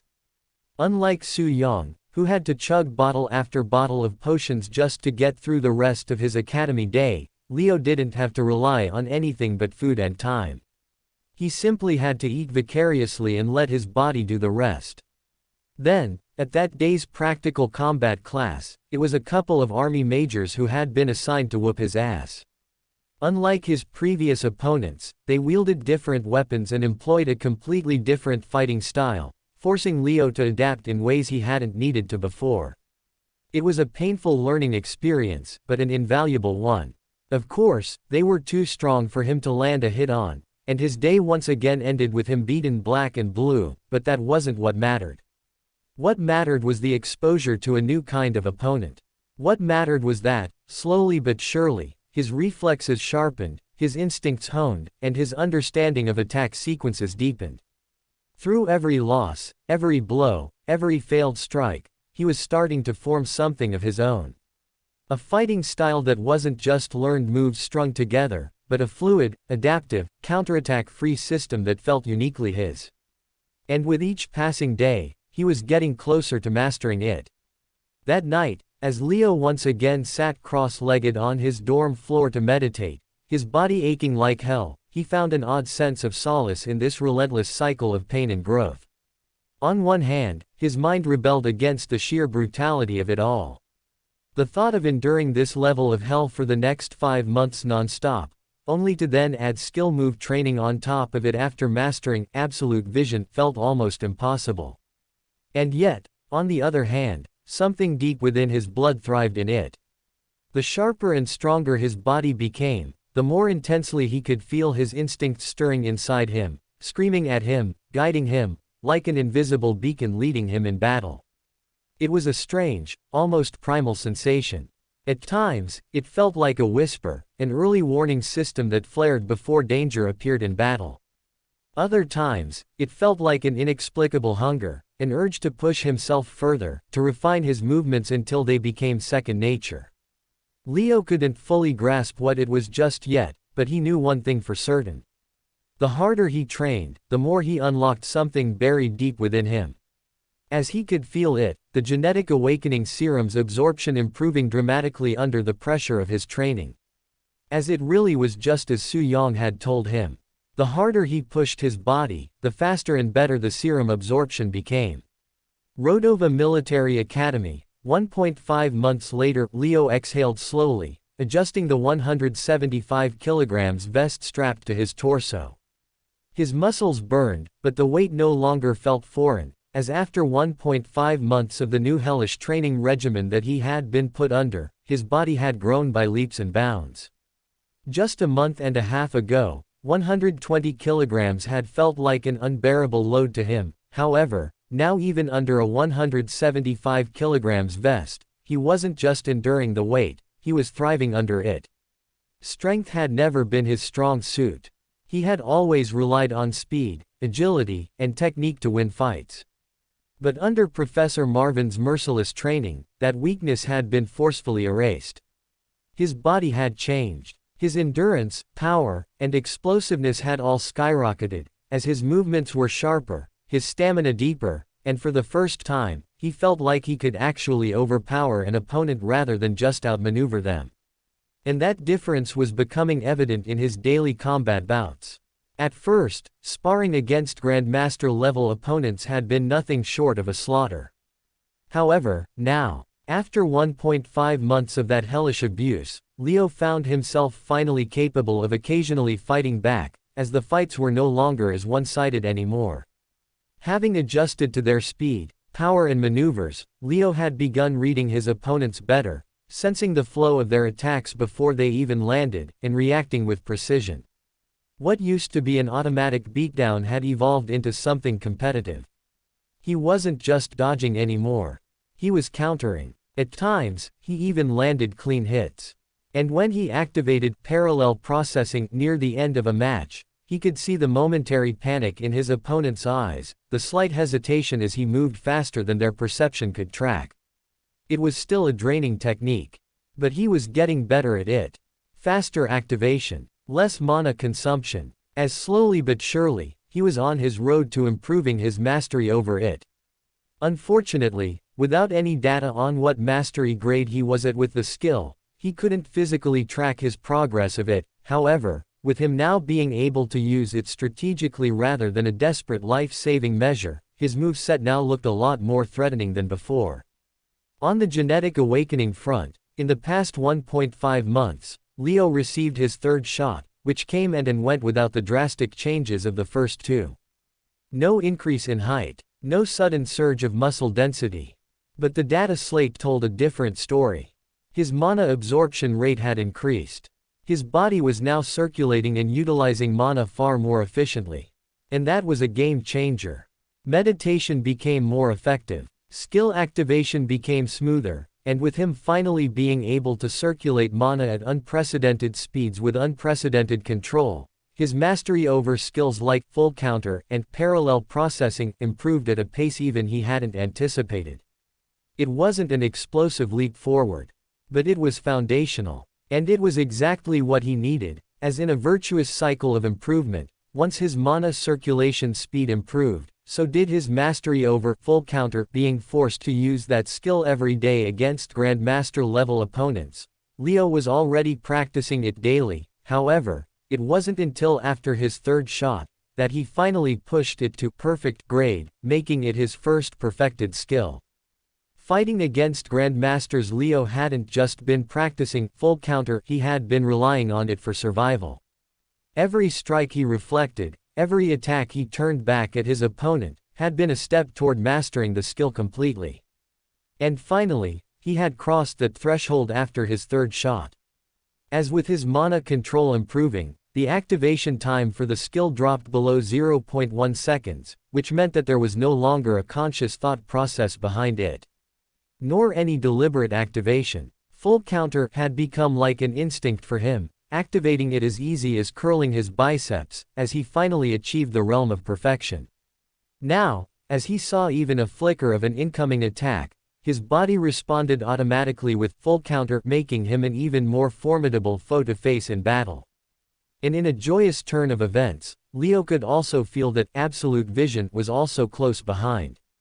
Every night, through sheer exhaustion, Leo had pushed himself to train his perception to its absolute limits. And now, he could feel the skill sitting on the edge of perfection, just one step away from complete mastery. As slowly but surely it was all coming together. On the meditation front, Leo had made steady progress, refining his body's internal systems through relentless discipline. Over the past 1.5 months, he had reached a 35% cell replacement rate. 35% of his red blood cells had been fully replaced with enhanced, mana-adaptive cells, significantly improving his constitution, stamina, and reaction speed. And the difference was undeniable. His ability to process information, react to danger, and execute techniques had become sharper than ever. Skill activation was smoother, and his combat awareness, especially in prolonged fights, was far superior to before. It was a virtuous cycle. The more he meditated, the stronger his body became. The stronger his body became, the easier it was to circulate mana. And the easier it was to circulate mana, the more effectively he could use his skills. And right now, everything was starting to come together. Beyond his flagship skills, Leo had also been working on the two new abilities he had acquired from the Academy archives. Over the past few weeks, he had diligently pushed himself to grasp their core mechanics, working through the concepts outlined in the skill scrolls. And while he had successfully reached basic mastery for both, however, he wasn't satisfied with just this. The activation speed was still too slow. In a fight against Grandmaster-level opponents, the smallest delay was enough to make a skill useless.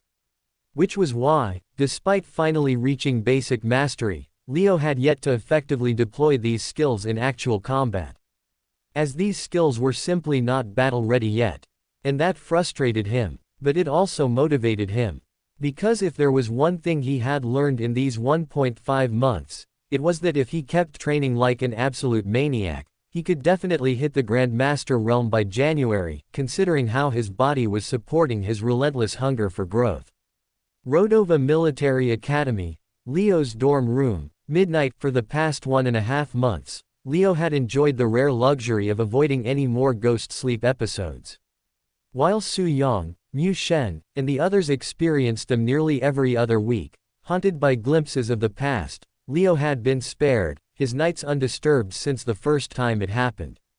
But tonight, his luck ran out. As tonight, instead of the expected blissful silence of sleep, his consciousness was instead dragged away by a sharp pull, as it was forcefully swallowed by the depths of his bloodline's memories. And just like that, ghost sleep came for him once again. A burning forest, modern times. Once again, Leo found himself floating above a battlefield in ruins, his body weightless and incorporeal as he was made to observe an episode from the past. The world around him was pure chaos. Below, a dense forest burned, its towering trees reduced to blackened husks, flames licking at the edges of a clearing littered with countless corpses. Thick, suffocating smoke coiled into the sky, carrying the stench of scorched flesh, spilled blood, and death. And beneath him, they ran.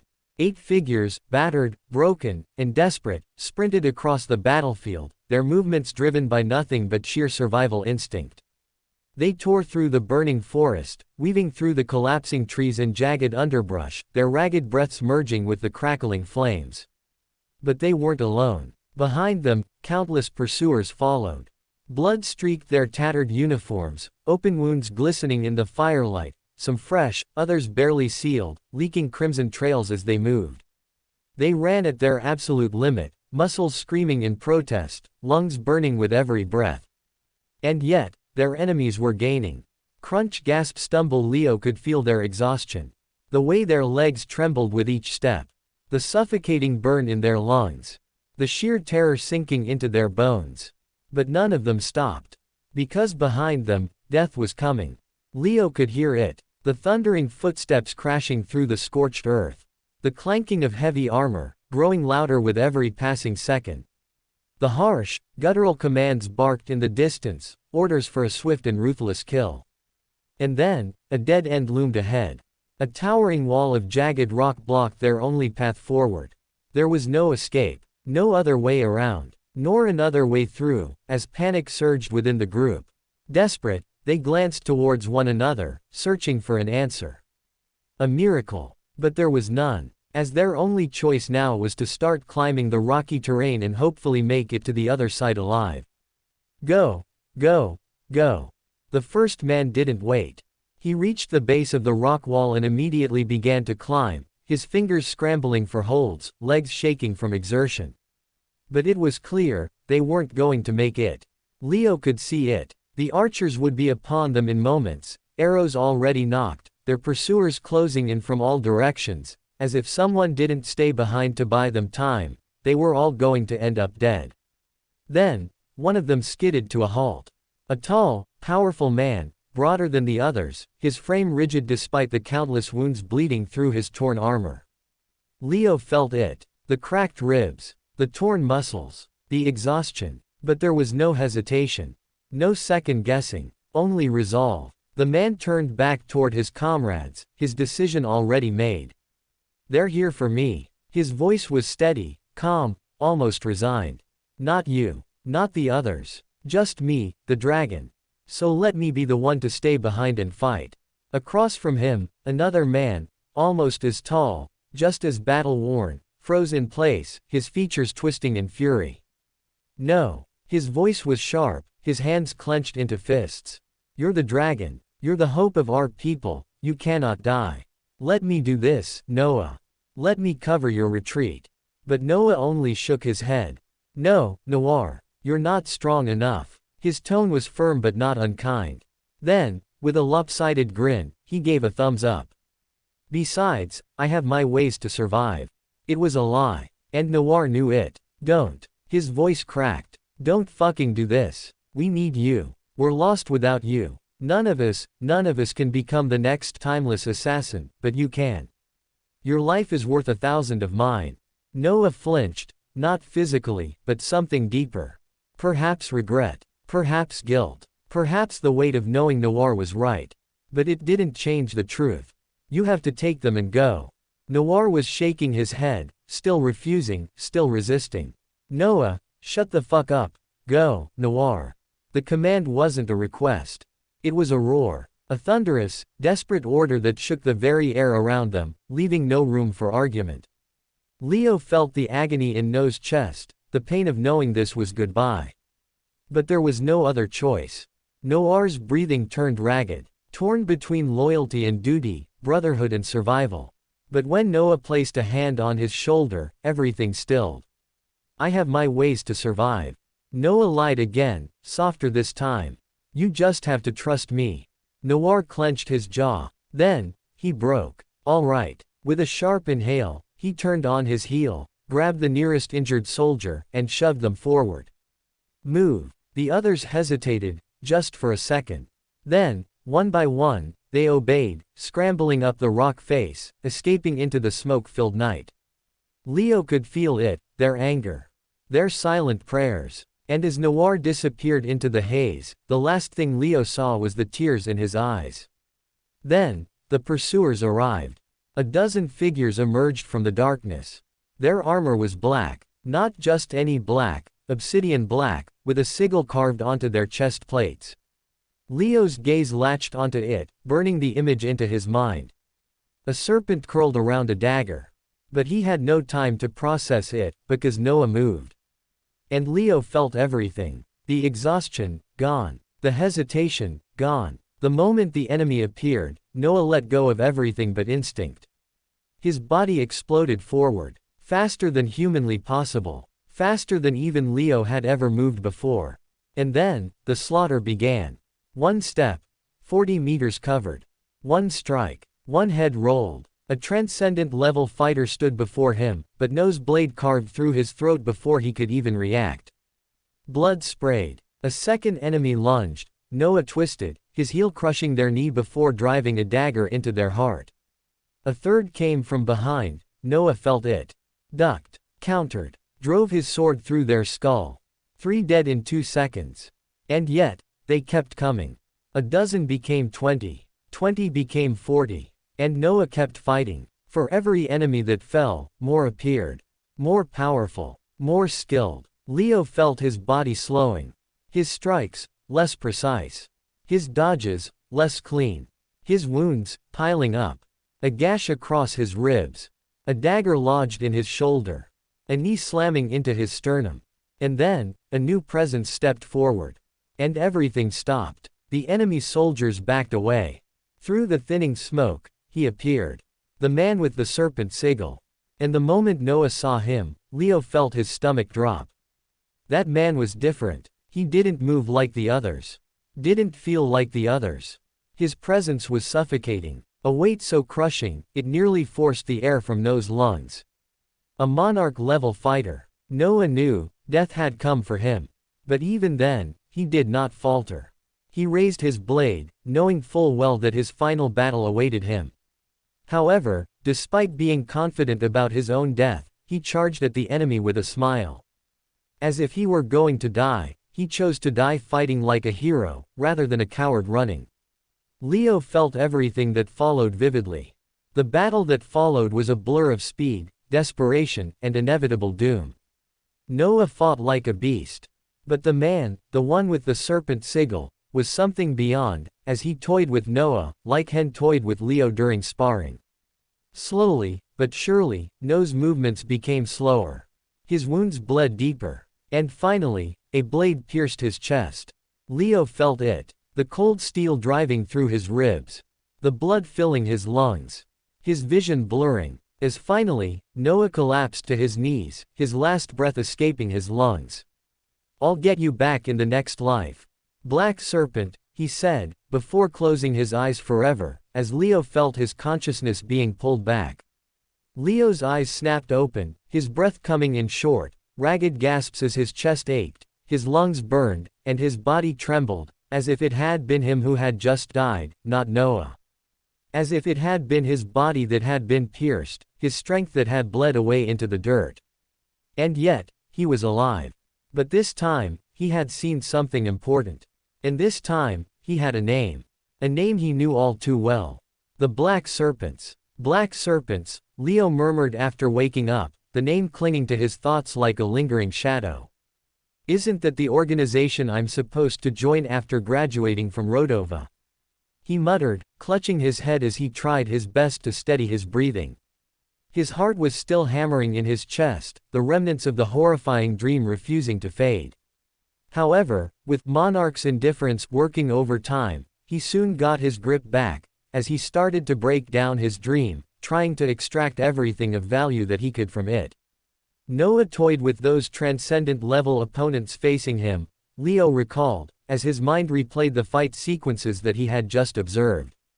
At the same tier, Noah was undoubtedly faster, stronger and sharper than his opponents, making it impossible to take him down, unless hundreds of them ganged up on him, Leo analyzed, as he suddenly realized just how strong Noah really was. However, no matter how strong he was within his own tier, the gap between realms was an insurmountable wall, even for him. Against a monarch, he had been reduced to nothing more than a child struggling to land a single blow. As that cold, merciless man from the Black Serpents Guild hadn't just defeated him, he had dismantled him, piece by piece. Leo exhaled, the memory seared into his mind.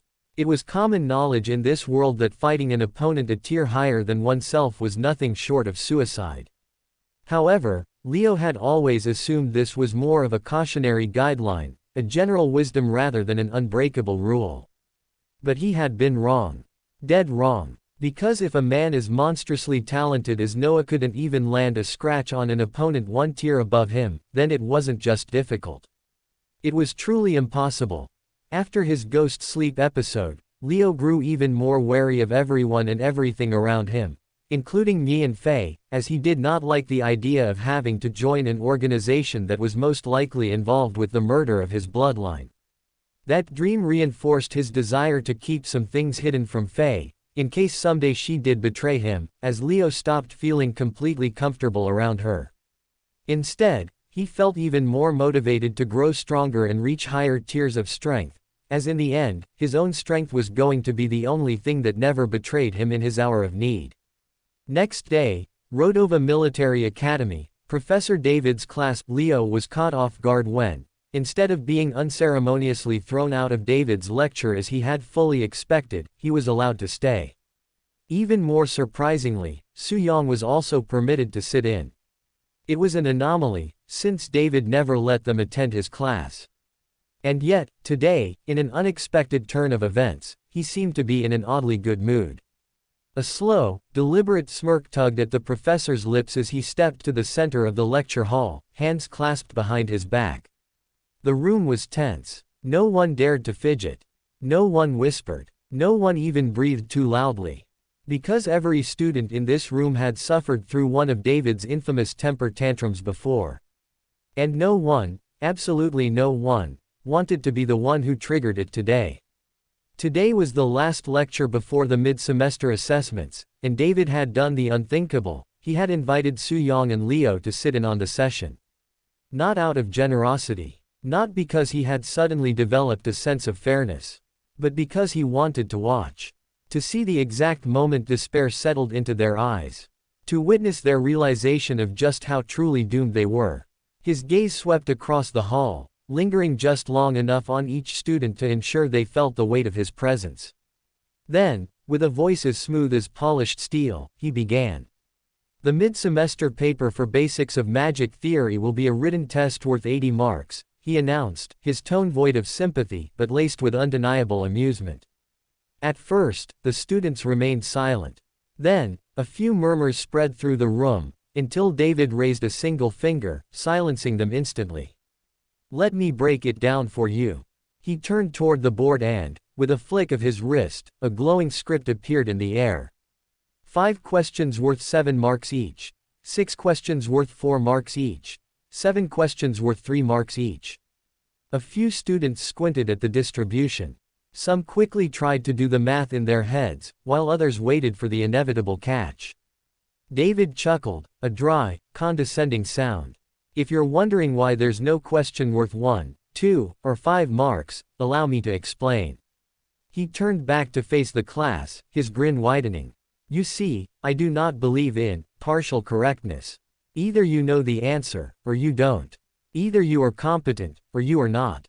His voice dripped with amusement. Therefore, my grading system will be absolute. A wave of dread rippled through the students.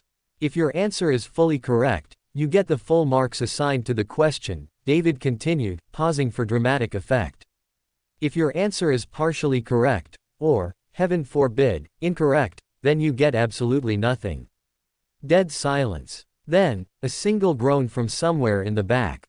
David's grin sharpened. Yes, I know. It's a tragedy, truly. But this is reality. There are no participation trophies in my classroom. There is no amount of daddy's money that can help buy you grace marks, but you're free to try. A few students clenched their fists, others glanced at their notes as if cramming last minute would save them from this academic slaughter. Leo, watching from the side, exchanged a glance with Su Yong, who simply clutched his head in depression. Su Yong had visibly lost all hope at this moment, however, as if the exam's grading structure was not bad enough already, things got even worse for them, as David wasn't finished just yet. To pass, David continued, one must score at least 50 marks. Anything below that, and you fail the mid-semester exams, losing a substantial portion of your final grade. A low murmur of panic spread through the class, but David merely clasped his hands behind his back, clearly enjoying the tension in the air. Now, he said, leaning slightly forward, his voice dipping into something almost conspiratorial. I don't expect all of you to pass. In fact, his smirk widened, I'd be shocked if even half of you do. He said, as he locked eyes specifically with Leo, as a ripple of resentment passed through the students, but none dared to challenge him. Because they knew that David wasn't just posturing. That he meant every word coming out of his mouth. And that when the test papers finally arrived at his desk, he would actually enjoy every single failure, for he was precisely such a sadistic bastard at his core. You will have 2 hours to attempt my test tomorrow, after which every extra minute taken will result in marks deduction. So go ahead and give it your best, he said, as he chuckled diabolically, before turning to write today's lecture topic on the board. Bending metal using magic, he wrote, and as if his lecture so far was not depressing enough, he doubled down on it by saying, by the way, this lecture is also counted for your mid-semester exam tomorrow. There may be a 7-marker in here, to depress the class even more. For more thrilling fanfiction stories like this, check out my channel Fanfic Audiobook. Dive into epic adventures, mysterious realms, and legendary journeys brought to life through immersive storytelling. Don't forget to like, share, and subscribe for more amazing audiobooks.